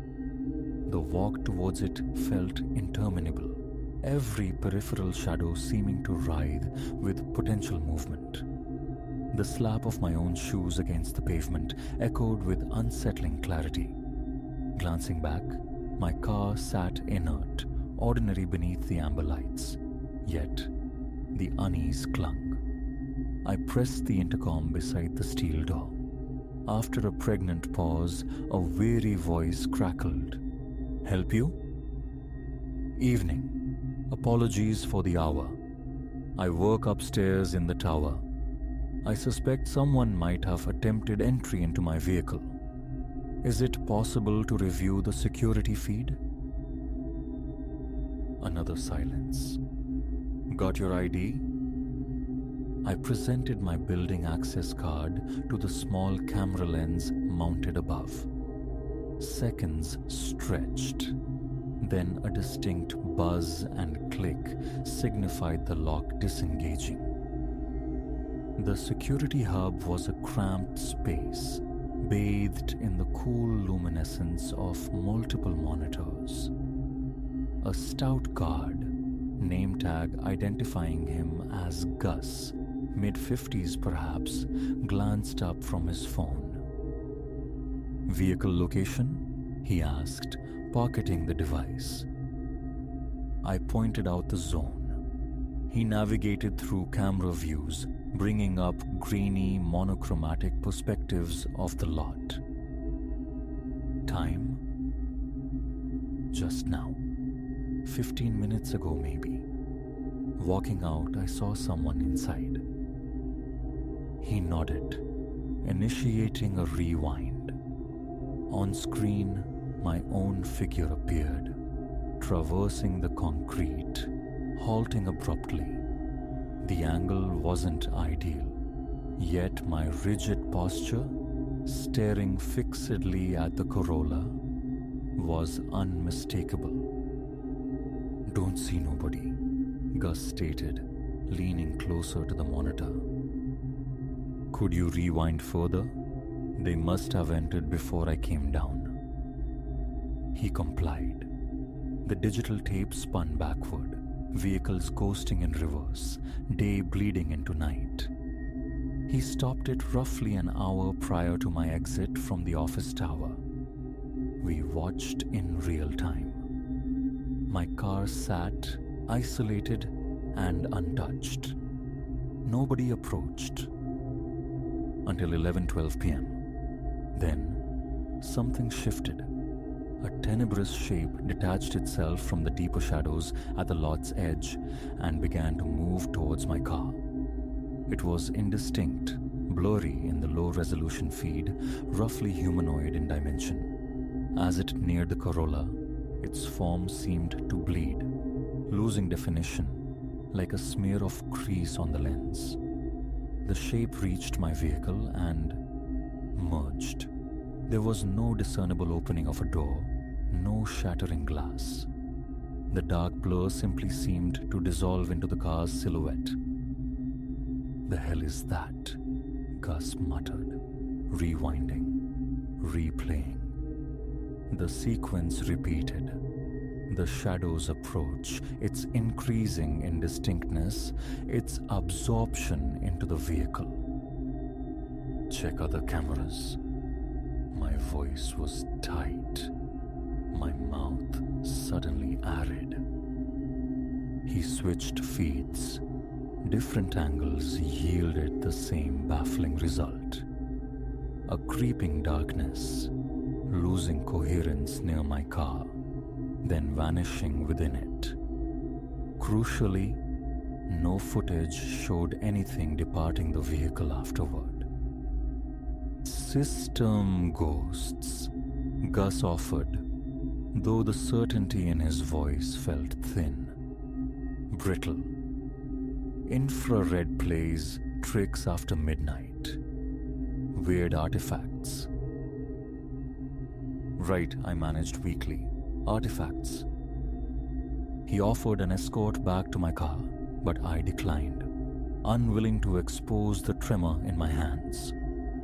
The return journey across the asphalt felt exponentially longer. Each footfall required conscious direction. A desperate urge arose to abandon the car, summon a ride-share, sever the connection. But practicality dictated otherwise. I needed it for the morning commute. Approaching, I registered a new anomaly. Filigree patterns like winter's breath bloomed across the driver's side window. Frost, impossibly, on a night degrees above freezing. I unlocked the door again. The telluric odor had intensified, now laced with a faint metallic undertone, like old copper coins. The seat remained cold. A palpable zone of chill I could feel standing inches away. A sudden vibration against my thigh nearly sent me leaping. My phone. A text from Clara. "Everything okay?" Later than usual. My fingers fumbled a reply. "Working late, on my way soon." Procrastination was futile. I had to enter the car, drive away. Standing sentinel in the deserted lot was not sustainable. Drawing a deep, unsteady breath, I slid into the driver's seat. The coldness was immediate, invasive, seeping through my trousers. I started the engine, blasted the heat, and pulled out of the parking space. The drive home was a taut wire of anxiety. My eyes flicked constantly to the rearview mirror, unsure what I dreaded seeing. The back seat stayed empty, resolutely so, but the smell persisted, clinging stubbornly even with the windows cracked and the heater roaring. Other minor strangenesses surfaced. The radio sputtered, dissolving familiar chords into bursts of white noise before abruptly clearing. The cabin light pulsed erratically, a weak, intermittent strobe. The temperature needle danced a frantic jig between extremes, ignoring the steady blast of warm air from the vents. Halfway home, a glance in the rearview mirror froze the blood in my veins. For one terrifying, crystalline moment, I perceived something in the back seat. Not a clear form, but a concentration of night within the night, occupying the space behind me. A reflexive jerk of the wheel sent the car veering dangerously close to the adjacent lane before I wrestled it back under control. My next glance found the back seat empty, but the mirror itself had bloomed opaque, coated in a layer of interior frost that entirely obscured the view behind me. I reached my driveway in what felt like record time, likely shattering multiple speed limits. I cut the engine, sitting for a long moment cloaked in darkness. The garage door remote hung from the visor. Habit dictated parking inside, yet a powerful primal reluctance stayed my hand. Some deep-seated instinct warned against enclosing this vehicle, this contamination, within the intimate space of my home. Clara was asleep when I finally crept inside. Murmuring an excuse about a headache, I went directly to bed, though sleep remained elusive. Hours passed, marked only by the creaks and groans of the house settling, my mind replaying the parking lot encounter, the chilling footage, the spectral passenger. The following morning, I called in sick. As soon as Clara departed for her job, I ventured outside to confront the car. In the bright light of day, it initially appeared mundane, but opening the door released the unmistakable odor, now stronger, with a definite undercurrent of decay beneath the damp earthiness. The driver's seat remained cold to the touch, despite hours soaking in the morning sun. The frost patterns lingered on every window, intricate and alien. Attempting to wipe them clear, I discovered with a fresh wave of dread that they were etched upon the inside of the glass. That same morning, I drove to the nearest dealership and traded in the Corolla. The financial loss was considerable, but irrelevant. I needed it gone, exorcised. That should have marked the end. New vehicle, slate wiped clean. But subtle disturbances began to accrue in the following weeks. Small things, initially easy to dismiss. The security cameras at the office tower consistently glitched when I passed beneath them. Playback revealed momentary distortions, that familiar smudged darkness trailing in my wake. Electronics behaved erratically in my presence. My phone's battery life plummeted. Light bulbs flickered upon my entry into rooms. The television sometimes lapsed into static when I settled onto the sofa. My new car, too, began exhibiting symptoms. Inexplicable cold spots, the gradual infiltration of that same loamy, metallic scent, the slow interior bloom of frost on the windows. And sometimes, hovering just at the periphery of my sight, I detect movement, a fleeting shadow. It invariably vanishes when I turn to face it directly, yet the certainty of its presence remains, a persistent, watchful companion, tethered to me, a parasitic shadow. The other night, detained late at the office once more, I walked towards my new car. Someone was sitting in the driver's seat. This time, I didn't freeze, didn't blink. I simply stood and watched as the figure slowly, deliberately turned its head in my direction. Darkness obscured any features, rendering the face a void. Yet the distinct impression it conveyed was one of chilling amusement, a silent, knowing smile. I turned my back and walked away, abandoning the car where it stood. I haven't returned for it, haven't returned to work. I compose this now from a nondescript motel room several states distant. I arrived by bus, no vehicle to fret over. Yet, the lights in this room flicker with unnerving regularity. The television offers only a blizzard of static. And last night, I awoke to find intricate frost patterns crystallizing on the inside of my window pane. I suspect now that whatever entity infiltrated my Corolla that night, its target was never the machine. It was me. And I fear it will not cease its pursuit until its objective is achieved.